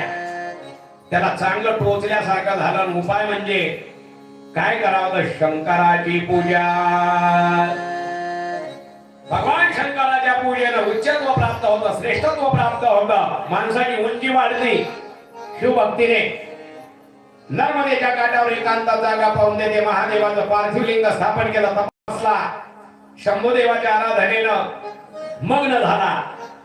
त्यांनी विद्याचलाला रूप दाखविलं. म्हणजे मग कधी मी कोणाला हे योगी जनाला सुद्धा रूप दाखवित नाही, तुला दाखवलंय पर्वतराज वर्मा. त्यांना सांगितलं ऋषी मुनी आले होते, त्यांनी भगवंताचं पूजन केल्यानंतर आणले, देवा येथे राहा येथे राहा. तथास्तु. ज्या लिंगाची त्यांनी पूजा केली ते 2 रूप झाले. ज्या सदाशिव होते त्या प्रणवलिंगाला ओंकारेश्वर ओळखू लागले, पार्थिवलिंगाला परमेश्वर म्हणून ओळखू लागले, अमलेश्वर हे नाव मिळालं. दोन्ही लिंग अभिष्टदाती आहेत, त्यांच्या पूजनाने पुनर्जन्म प्राप्त होत नाही, ते निर्माण झालं. म्हणले केदारेश्वर. हे केदारेश्वर कसं काय प्रकट झालं ते सांगा. महांद्री पार्श्वे जतने समंतम सपूज्यमानं सततं मुनीन्द्रैः सुरासुरैर्यक्षमोहरगाद्ये केदारमीशं शिवमेकमे. केदारेश्वरस्य भक्ताये मार्गस्थातस्य वै मृताः हे विमुक्ता भवत्यैव नात्र कार्या विचारणा. वर्णन केला विष्णू भगवंताचे नरनारायण म्हणून जे 2 अवतार आहेत, भारतवर्षातील बद्रिकाश्रमामध्ये तप करत आहेत. आजही पार्थिव लिंगाची स्थापना केली, तयार केलं, सदाशिवाला प्रसन्न केलं नरनारायणाने आणि पूजा केली. आम्ही केलेली पूजा तुम्ही ग्रहण करा सदाशिवा असं म्हटले, तिचा स्वीकार करा. नरनारायणाने केलेल्या पूजाला भगवान शंकर प्रसन्न झाले. महादेव हिमालयाच्या केदार तीर्थात ज्योतिर्लिंग रूपात प्रकट झाले. केदारेश्वराच्या पूजनाने स्वप्नात सुद्धा दुःख होत नाही.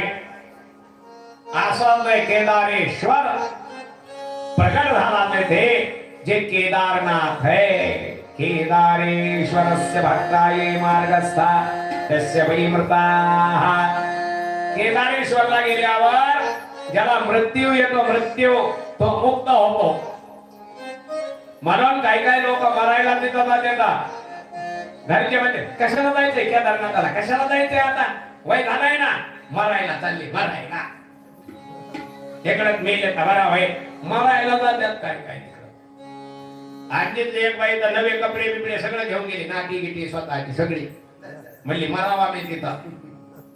हा आता तिथं मावलं आहे, पण ते काय झालं, मावद्याचं आस्ताय म्हणून केलं नाही. 30 तारखेपासून आता आस्था असल्यामुळं म्हणलं आस्थांगत आहे शुक्रा, मग कशाला करायचं आस्थामध्ये होम हवनाचं कार्य म्हणून ते मी नाही केला. तिला करू म्हणलं 30 तारखेच्या नंतर. हा आणि मग नंतर पाहू म्हणलं. आता कोणत्या मुहूर्त नाहीत ना दुसरे. मग तिने मला सांगितलं, मी भेट घेतली तिची. तिला म्हणलं तुला आता करायचंय माऊंदा, म्हणली हो. म्हणलं कशाला गेलते केदारनाथाला, म्हणले मरायला गेलते, पण चित्तीच आली वापस. हा नाही बापरे. आणि म्हणली काय नाही, एका याच्यावर बसले मी, पाटकुळी येणार नाही का तिकडं जायला पैसे भरून. आणि बसल्या तर बसल्या, अर्ध्यात गेले तिकडं, पुन्हा अर्ध्यातून तिथं गेले महादेवाला. म्हणजे मला इथंच मार, इथंच मार, पण मला काय त्याने मारलं नाही म्हणले. तिथं माझ्या डोक्याला कोच पडली म्हणले, ते कपार लागली एक डोंगराची पाठीवर बसल्यामुळे माणसाच्या खाटकांवर इतके पडले म्हणले, भेग अशी लांब चिरल्यासारखं असं आडवं रक्त गेलं. तिथं चिंतू बांधलं म्हणले, कशाचं काय. आणि मला वाटायचं म्हणले मी मरावा. महादेवाच्या दर्शनाला गेले म्हणले, तिथं त्याने सुखरूप घरी पाठीला, दवाखाना नाही, काय नाही, जखम बी आपोआपच राहिली म्हणली. आज बघा म्हणली मरायला गेले, माझी नाटी तशीच वापस आली म्हणली, मी नाटी सुद्धा नेती म्या. काय बघा महादेव आहे का असे ते म्हणले. मी आता तिथं मेल्यावर मुक्ती भेटते ना, ए बी मुक्ता भवन्ते वनात्र कार्या विचारणा. म्हणून त्या ठिकाणी ते म्हणले नाही. आणि म्हणून ती काही मेली नाही बाबा, कारण मार्गस्था तस्य वै प्रताः. मार्गात मृत्यू आला आता महादेव आपल्या स्वरूपाला मिळवून घेतात भक्ताला, पण तसं होत नाही. घरात नाही, बिलकुल नाही. तेव्हा ती आली गावाकडे. आरतीला करायचे मावलं, तिला म्हणलं महिनाभर थांब मग करून देतो मावलं. 30 तारखेपासून थांब म्हणलं सध्या होत नाही. हा आणि म्हणून नाही हे केलं नाही. हा कसं असं काही काही वेळेस पंचांगाचं ऐकावं लागतं. पंचांगापेक्षा आम्ही मोठे नाही तर पंचांगात टिपच दिले असता आहे बाकी कार्य करू नये आणि पौष महिना आहे.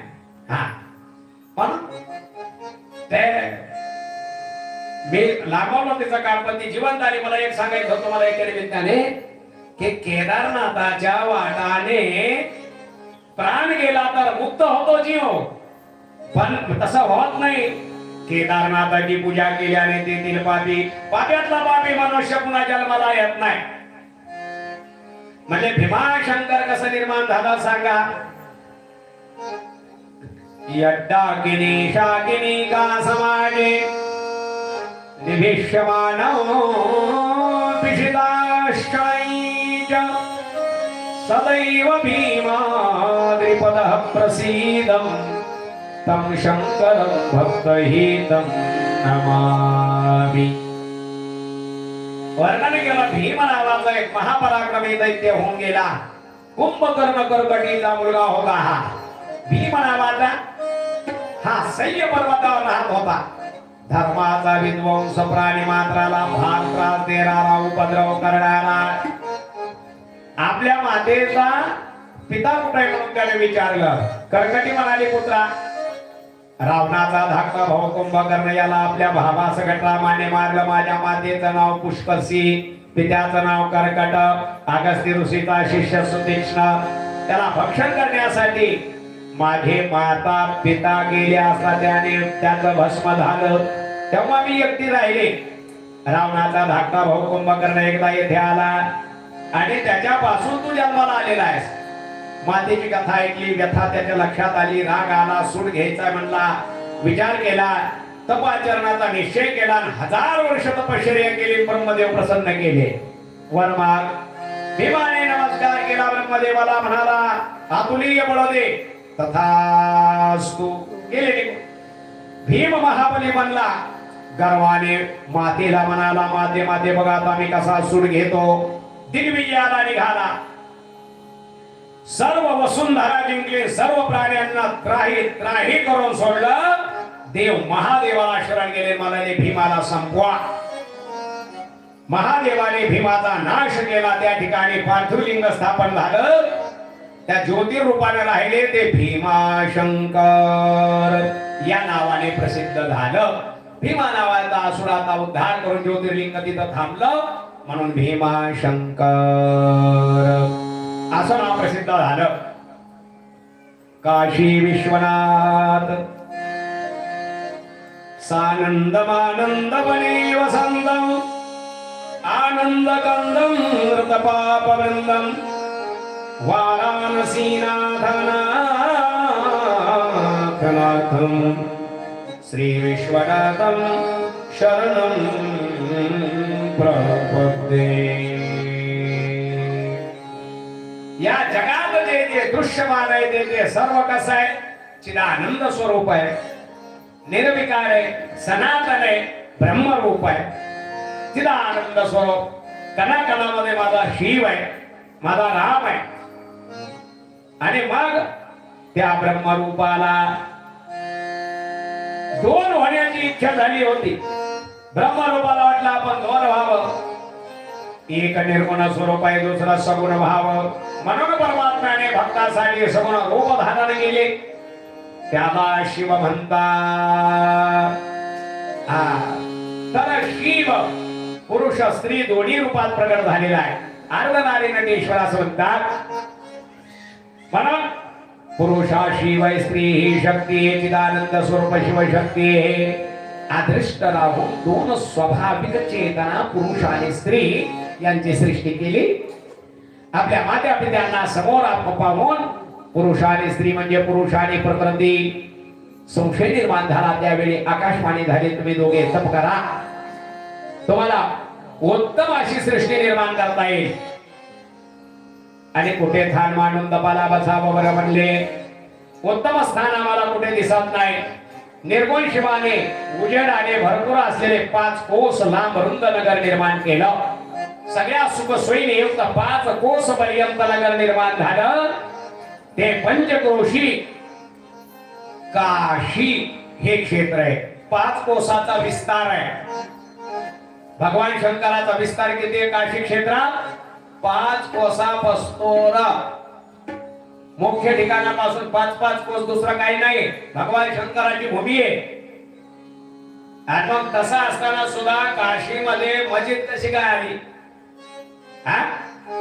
इतकं सगळं असून 5 कोसापर्यंत भगवान शंकरांनी निर्माण केलेलं शिवपुराणात आहे. पंचक्रोशी काशीला लोक बनायला लागले, प्रसिद्ध झाली. भगवान शंकराने निर्माण केलेलं नगर आहे ते. त्यात मस्जिद कशी आहे? पण झालं आपल्यावर, आपल्या देशावर आक्रमण झाली. इंग्रजांना राज्य केलं. इंग्रज पुन्हा मुघलाला मिळाले. पुन्हा मुघलाला आपले काही मिळाले. आणि मग झालं ते सगळं. काय व्हायचं आता? झाला तो विषय ऐतिहासिक आहे, थोडा वेगळा आहे. आपल्याला घ्यायचा नाही. आठवण करून दिली उगा मी तुम्हाला. सगळं भगवान शंकराचं आहे म्हणून आठवण करून दिली. 5 कोसाचं क्षेत्र भगवान शंकराचं आहे. 5 कोसाचं. मग 5 कोस जर माझ्या शंकराचं आहे तर उगा थोडा फार काढाकाढी केली तर बोंबलायची गरज नाही कुणाची. 15 फूट काढा, 20 फूट काढा, 200 फूट काढा, 250. मग सगळं महादेवाचाच आहे. काढा कोणाच्या बापाचं नाही.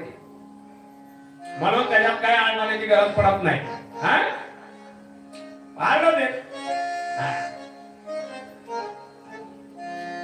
काही होणार नाही, कारण भगवान शंकराचं आहे सगळं. पंचक्रोशीतील काशी आहे. ज्ञानदात्री, मोक्षदात्री, कर्मबंधाचा नाश करणारी शिवप्रिया आहे. अविमुक्त लिंगाची स्थापना आहे. तिथलं दर्शन कसं घ्यावं हे जर तुम्हाला माहिती करून घ्यायचं असलं की काशीची यात्रा करायची, पण करावी कशी ते गुरुचरित्रामध्ये दिलेले आहे. गुरुचरित्राचं पारायण कृष्णा शास्त्रींनी केलंय उमराच्या झाडाखाली सद्गुरूंच्या पुण्यस्मरणानिमित्त. म्हणून त्याच्यात काशी यात्रा आलेली, शिष्यानं केलेली. गुरु संगतीत होते. कुठं जावं, पहिलं दर्शन कुठलं घ्यावं, दुसरं कसं घ्यावं, तिसरं आपण कुठे जावं, कुठे स्नान करावं, नंतर कुठे राहावं. काशी यात्रा करायला किती महिने लागले माहिती तुम्हाला? 6 महिने. आपल्याला 6 दिवसात वापस यायचं असतं रेल्वे जाऊन. नुसतं गेलं गंगा घाटा स्नान केलं की विश्वासा दर्शन घातलं, हरिचंद्राचा घाट पाहायला निघाले. तिथं किती दिवस राहायचं, कोणत्या ठिकाणी किती दिवस राहायचं, त्याचा विधी काय, कसं राहावं, काय राहावं, कुठं काय करावं, सगळं सांगितलं. 6 महिने लागत आहेत सगळं माहिती करून घ्यायला. असं गुरुचरित्रात आलेलं आहे बरं का. आणि म्हणून त्या ठिकाणी ज्ञानदात्री, मोक्षदात्री, कर्मबंधाचा नाश करणारी शिवप्रिया अविमुक्त लिंगाची स्थापना स्वतः सदाशिवाने केली आहे. सदाशिवाचा 1 दिवस पूर्ण झाला की जगात प्रलय होतो. प्रलयाची मात्रा काशीवर चालत नाही. 2 नगरी अशा आहेत ज्या प्रलयात संपणाऱ्या नाहीयेत, त्यांचा पुन्हा उगम होणार आहे. एक आहे पंढरपूर आणि दुसरी आहे काशी. त्रिशूळ लावतात भगवान शंकर, दिला त्रिशूळ. आणि विठ्ठल भगवान याला सुदर्शन लावतात.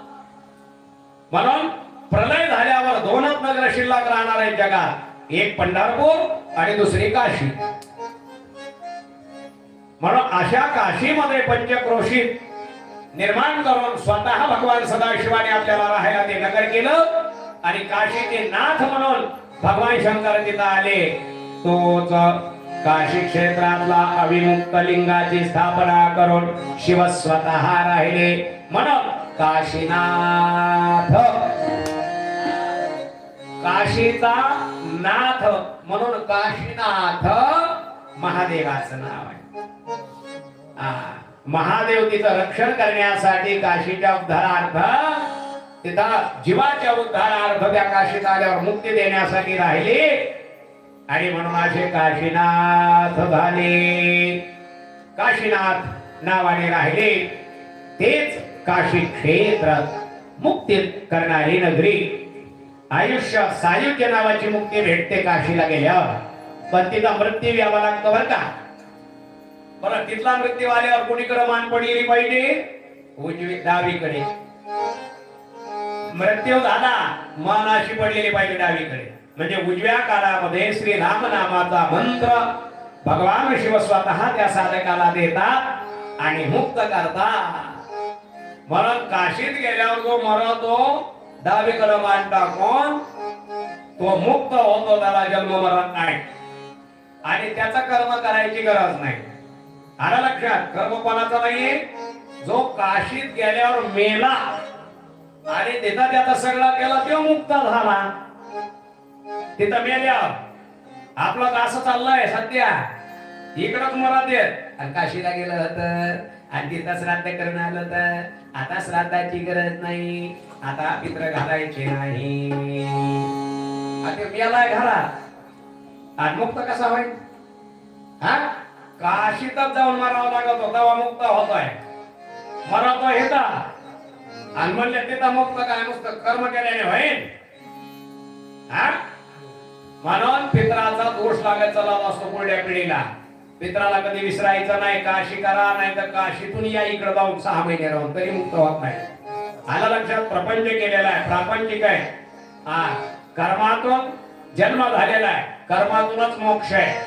मध्ये फक्त आपल्याला भक्ती ज्ञान घ्यायचं असतं, कर्म त्याहून चालत नाही. म्हणून कर्म ज्ञान आणि उपासना तिला धरून जीवना चालावं लागतं, तेव्हा मोक्ष भेटत असतो. आलं लक्षात? म्हणून तसं कधी करायचं नाही.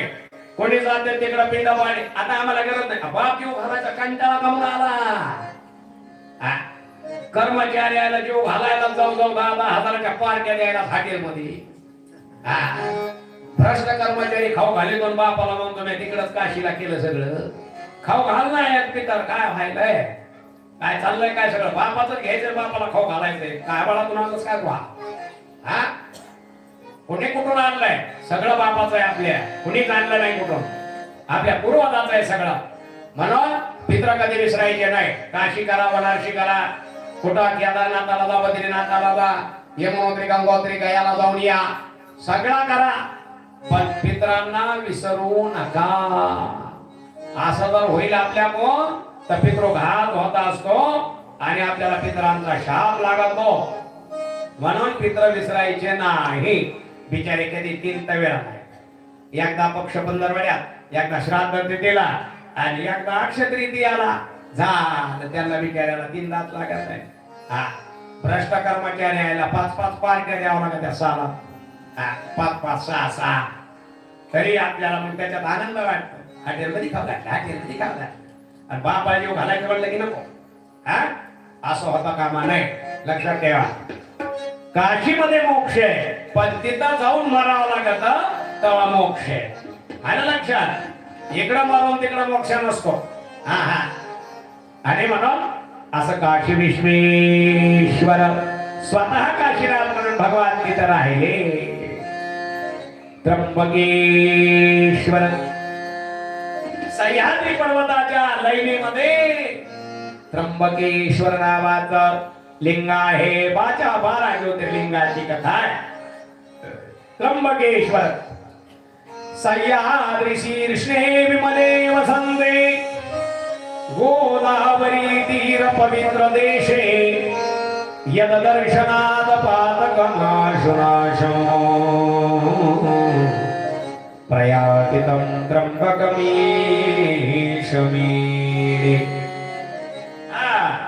ब्रह्मगिरीवर कोणी एकेकाळी गौतम अहिल्या नावाचं दाम्पत्य राहत होतं. ब्रह्मगिरी पर्वतावर आश्रम होता. गौतम ऋषी, अहिल्या नवरा बायको राहिलेल्या तपस्वी. राहता राहता दुष्काळ पडला. जवळजवळ 100 वर्ष पाऊस नाही पडला. किती वर्ष?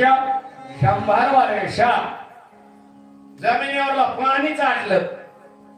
काय करावं? तळतळ हळहळ करायला लागले. पाणी आटलंय. गौतम ऋषीच्या लक्षात आलं. फार मोठी तपश्चर्या केली वरुण. गौतमाने ब्रह्मगिरीवर तपश्चर्या केली.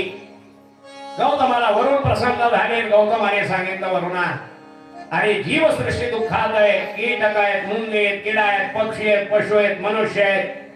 सर्वांना दुःख व्हायलंय. पाणी नाहीये. पाऊस पाड, पाऊस पाड. अरे वरुणाला सांगितलं मी इंद्राच्या विरोधात जाऊ शकत नाही. मी पाऊस पाडू शकत नाही. मग ते म्हणले तू मला प्रसन्न आहे का? म्हणले हो, पण मी तुमच्या पुरता प्रसन्न आहे म्हणले. तुम्ही मागा काय पाहिजे? ते म्हणले मला मग पाणी पाहिजे.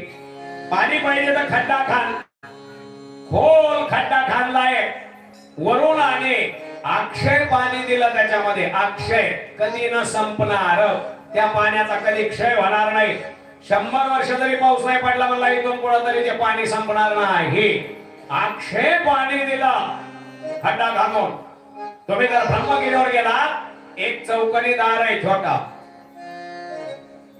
कोरलेला, मध्ये खड्डा आहे, त्याच्यात डोंगण पाणी. ते पाणी आजही आहे, आजही आहे. पण ते पाणी त्यांनी मागितलं, पाणी दिलं भरून, खड्डा भरून दिला. त्र्यंबकेश्वर तिथं महादेव कसे आले याचं वर्णन ऐकण्यासाठी सांगायला तुम्हाला कथा. आणि मग गौतमाने तपश्चर्या केली, पाणी दिलं त्याने. आता पाणी दिल्यावर कुठंच पाणी नव्हतं म्हणून काही ऋषीच्या पत्न्या पाणी न्यायला यायला लागल्या. तर अहल्या त्यांना नेऊन द्यायची, पाणी काही नव्हतं. न्या बाई, आहे पाणी तर घेऊन जा, कारण ती ऋषी पत्नी आहे. तिने पाणी घेऊन द्यायचं, सगळ्या जणींनी पाणी न्यायचं. पण त्या ऋषीला असं वाटलं की गौतमाचंच नाव त्या ठिकाणी असताना निघायलंय, गौतमाचं सगळीकडे नाव लौकिक व्हायलंय. काय केलं पाहिजे? म्हणून त्या ऋषीच्या एका पत्नीनं भांडण उकरलं. पाण्याहून भांडण झालं बघा. कशाहून भांडण झालं? पाण्याहून. एका ऋषीची पत्नी म्हणजे सगळ्यात जात होत्या, तर अहल्येला ती चांगलीच बोलली आणि भांडण झालं. अहल्य म्हणजे बाई असं काय बोलतेस? मी तुला कधी काय पाण्यासाठी बोलले का, म्हणले का? काहीच नाही.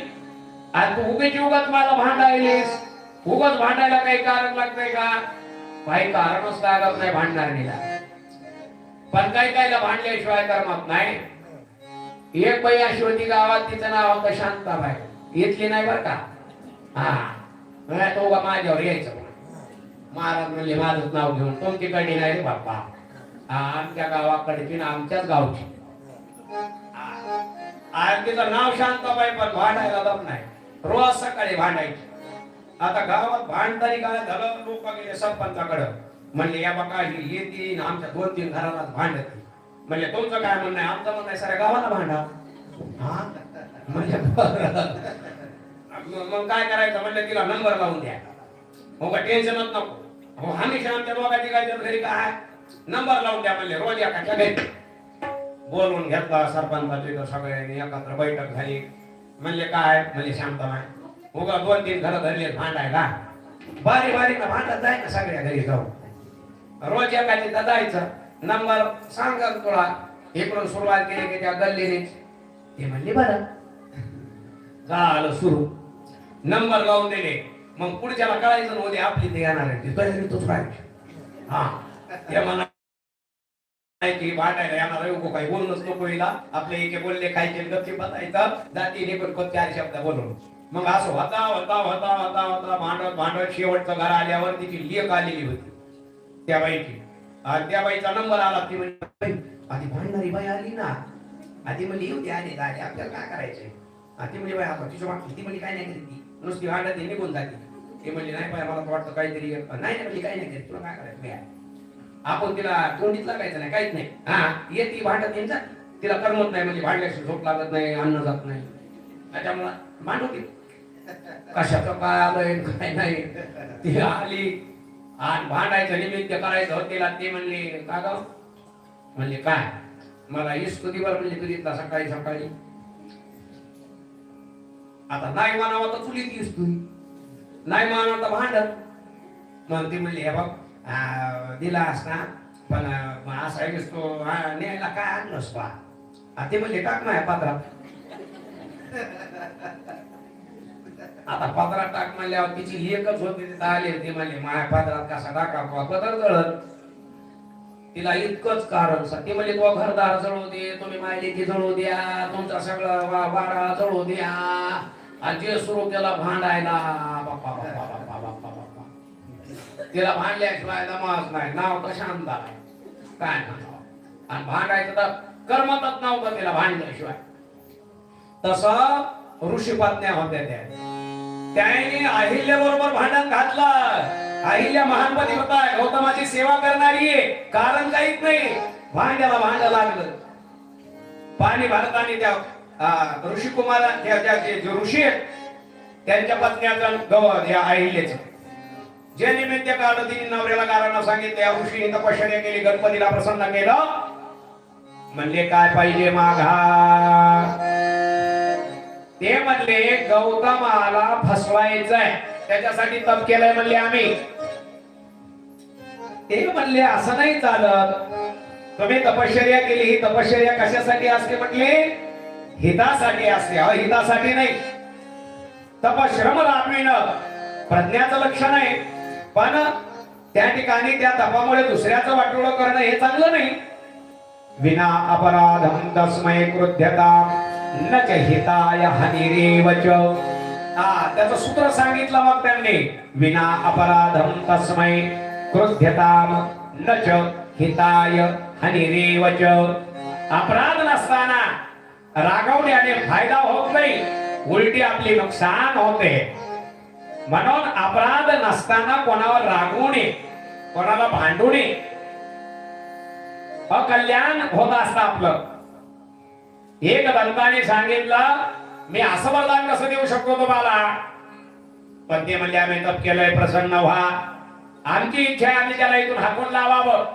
गौतम इथं राहू नये, त्याची पत्नी आमच्या पत्नीला भांडलीये, त्याचा घरी इथं नाही राहायला पाहिजे. बापरे, गणेशाने नुसतं तथास्तु म्हणले, निघून गेले. या ऋषीने दर्भाची एक त्या ठिकाणी काय केली, एक मायावी गाय बनविली आणि ती गाय पाठवली गौतम ऋषीच्या साडी खाण्यासाठी. त्या ऋषीने मायावी गाय बनविली, पाठविली.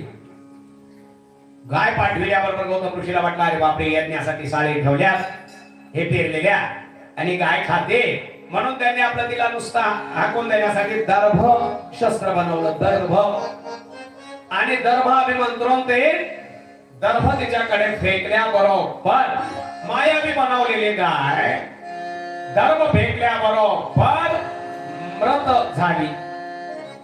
गाय मेल्याचं फार मोठं दुःख झालं गौतमांना, वाईट वाटलं. गाय पडली, सर्व ऋषी आले. ऋषींनी लागलीच त्या ठिकाणी येऊन अरे अरे गौतमा, हे काय पाप केलास, गाय मारलीस, गो हत्यारा झालास. त्यावेळेस त्या ठिकाणी त्यांना हाकून दिलं गौतमाला आणि त्यांच्या पत्नीला अहल्येला.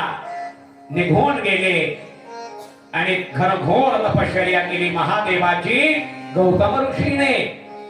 भगवान महादेव ज्या वेळेस प्रसन्न झाले महादेव गौतमांना,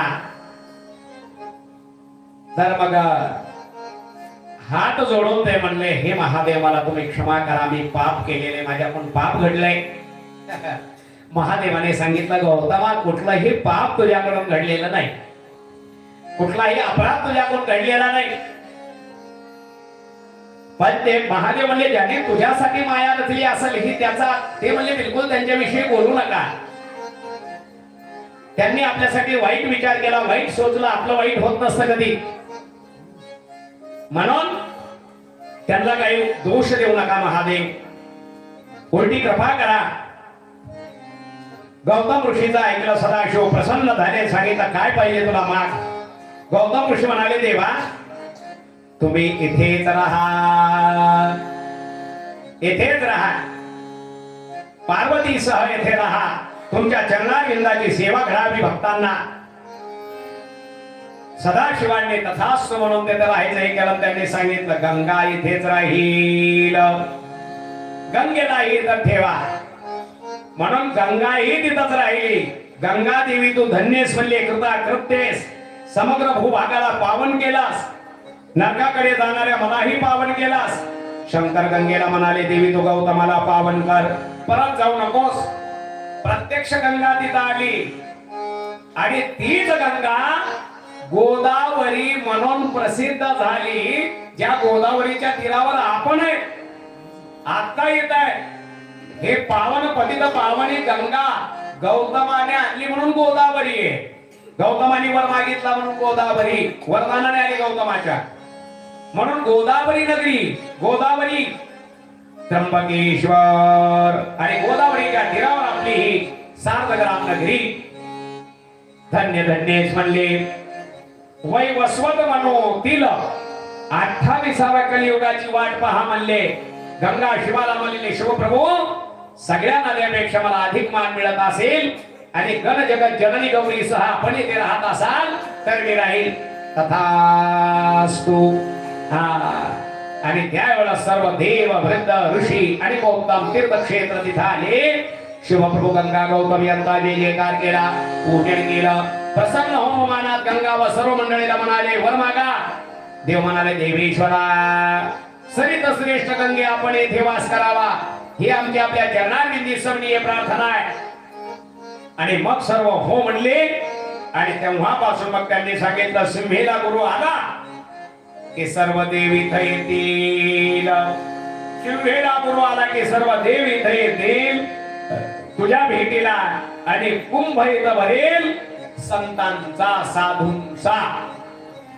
म्हणून नाशिक त्र्यंबकेश्वर, त्र्यंबकेश्वराला कुंभ त्या ठिकाणी नाशिक त्र्यंबकेश्वरला भरतो.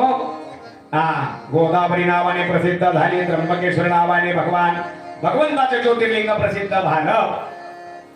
पूर्वोत्तर प्रज्वलित निधाने सदा वसंतम गिरिजा समेतम सुराराधिपादम पद्मम श्री वैद्यनाथं तहं नमामि. मग निवडते ठिकाणी असणार परळी वैद्यनाथ. दैत्यराज रावणाने आपलं एक मस्तक कापून शिवाला अर्पण केलं. आत्मलिंग त्याला दिलं. आणि मग नंतर त्या ठिकाणी घेऊन चालल्याच्या नंतर मात्र गणेशाला सांगितलं. पार्वतीने गणेशाने विष्णूने माया रचली आणि रावणाला तिथे ठेवायला लावलं ते. मग ते रावणाने कसं ठेवलं? गणपतीच्या हातात दिलं. गणपतीने देव धर्म त्याला आणला. गणपतीने त्याची स्थापना केली. रावण आल्यावर त्याला उपटायला गेला, बिलकुल निघाला नाही. परळी वैद्यनाथ हे ते लिंग स्थापन झालं. नंतर त्या ठिकाणी औंढा नागनाथ यामे तदंगे नगरे तिरम्ये विभूषितांगे विदिनैष्य भोगैः सद्भक्ति मुक्तिः प्रथमीशमेकं श्रीनागनाथं शरणं प्रपद्ये. दारुका नावाची राक्षसी होती, बलवान. दारुकाची पत्नी दारुकेला पार्वतीचं वरदान मिळालं होतं, त्यामुळे तिला एक प्रकारचा गर्व होता. सत्पुरुष धार्मिक यांचा छळ करत होता.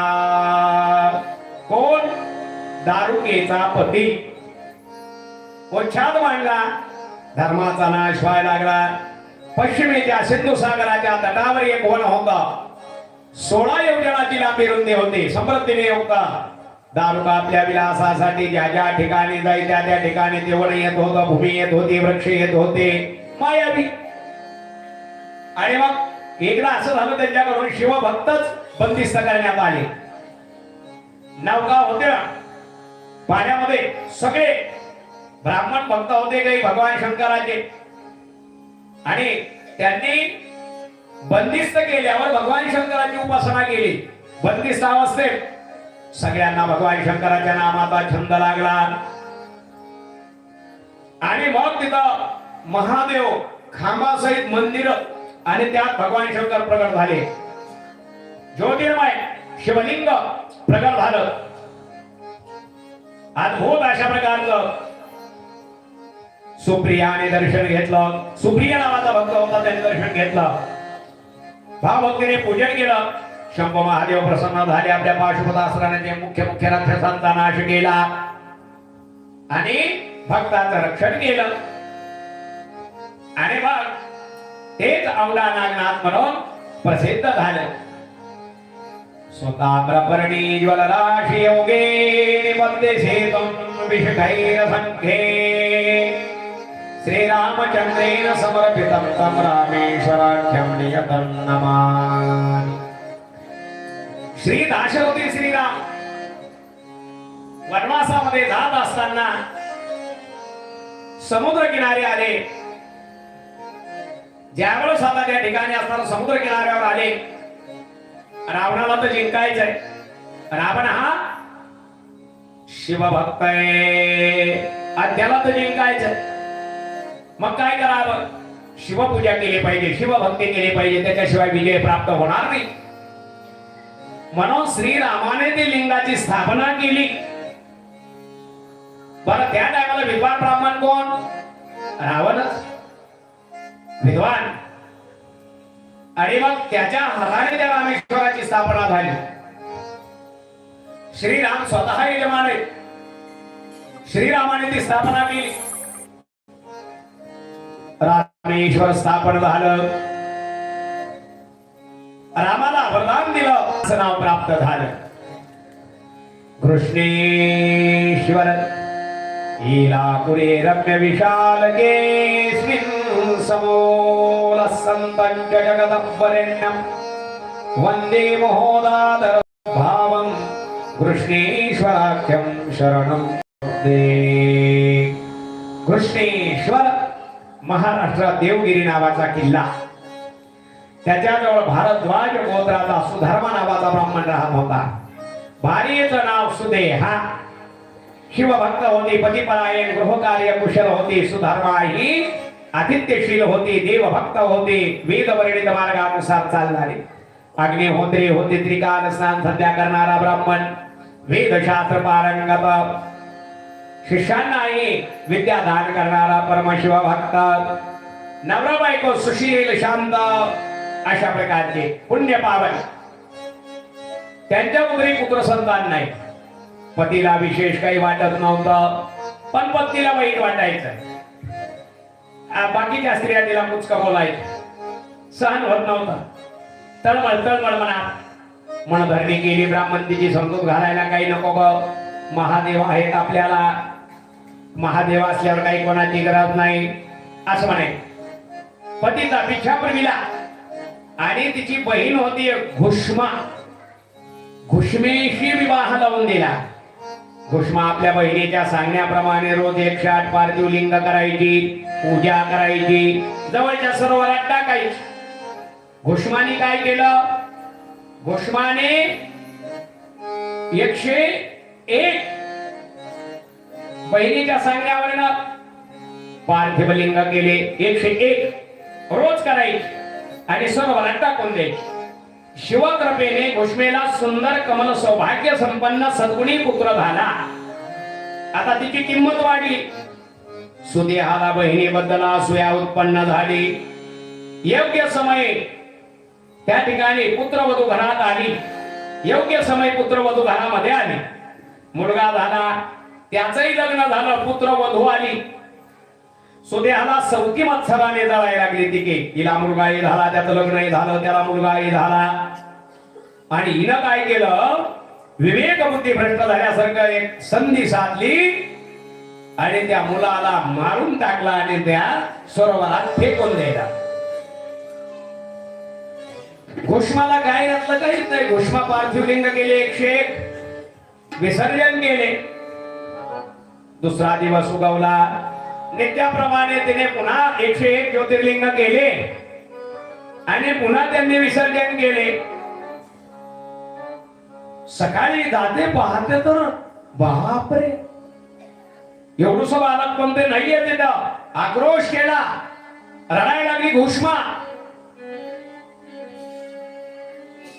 सरोवराजवळ जाऊन हात जोडले तिने. हे भोलेनाथ, हे भगवान शंकर, हे विश्वनाथ, हे काय पाहते मी? प्रार्थना केली भगवान शंकराची. काय भगवान शंकर आहे? ज्या सरोवरामध्ये 101 पार्थिव लिंग टाकत होते नेऊन, त्या सरोवरामधून तिचा मुलगा अलगतपणाने तिच्याकडे धावत धावत आला. घुष्मेला फार मोठा आनंद झाला. भगवान प्रगट झाले, शिव प्रत्यक्ष. मुलगा तिच्या जवळ दिला. भगवंताने त्या घुष्मेने सांगितलं, प्रभू आपण येथेच राहा, माझ्या नावाने लिंग प्रसिद्ध झाला पाहिजे. म्हणून घृष्णेश्वर घोषमा भक्त झाली म्हणून घृष्णेश्वर ज्योतिर्लिंग म्हणून भगवान शंकर तिच्यासाठी तिथंच राहिले. ते घृष्णेश्वर कृष्णेश्वराख्यम शरणम प्रपद्ये भक्ताच्या इच्छा पूर्ण करणारा अकाल मृत्यू हरण करणार कृष्णेश्वर नावाचं लिंग प्रकट झालं. अशा प्रकारे 12 ज्योतिर्लिंग आपण श्रवण केले. उद्या फक्त शिवरात्री महिमा आपण श्रवण करणार आणि आपल्या कथेत आणखी काही वर्णन आहे. पुष्कळचं वर्णन आहे महादेवाच. म्हणून त्या ठिकाणी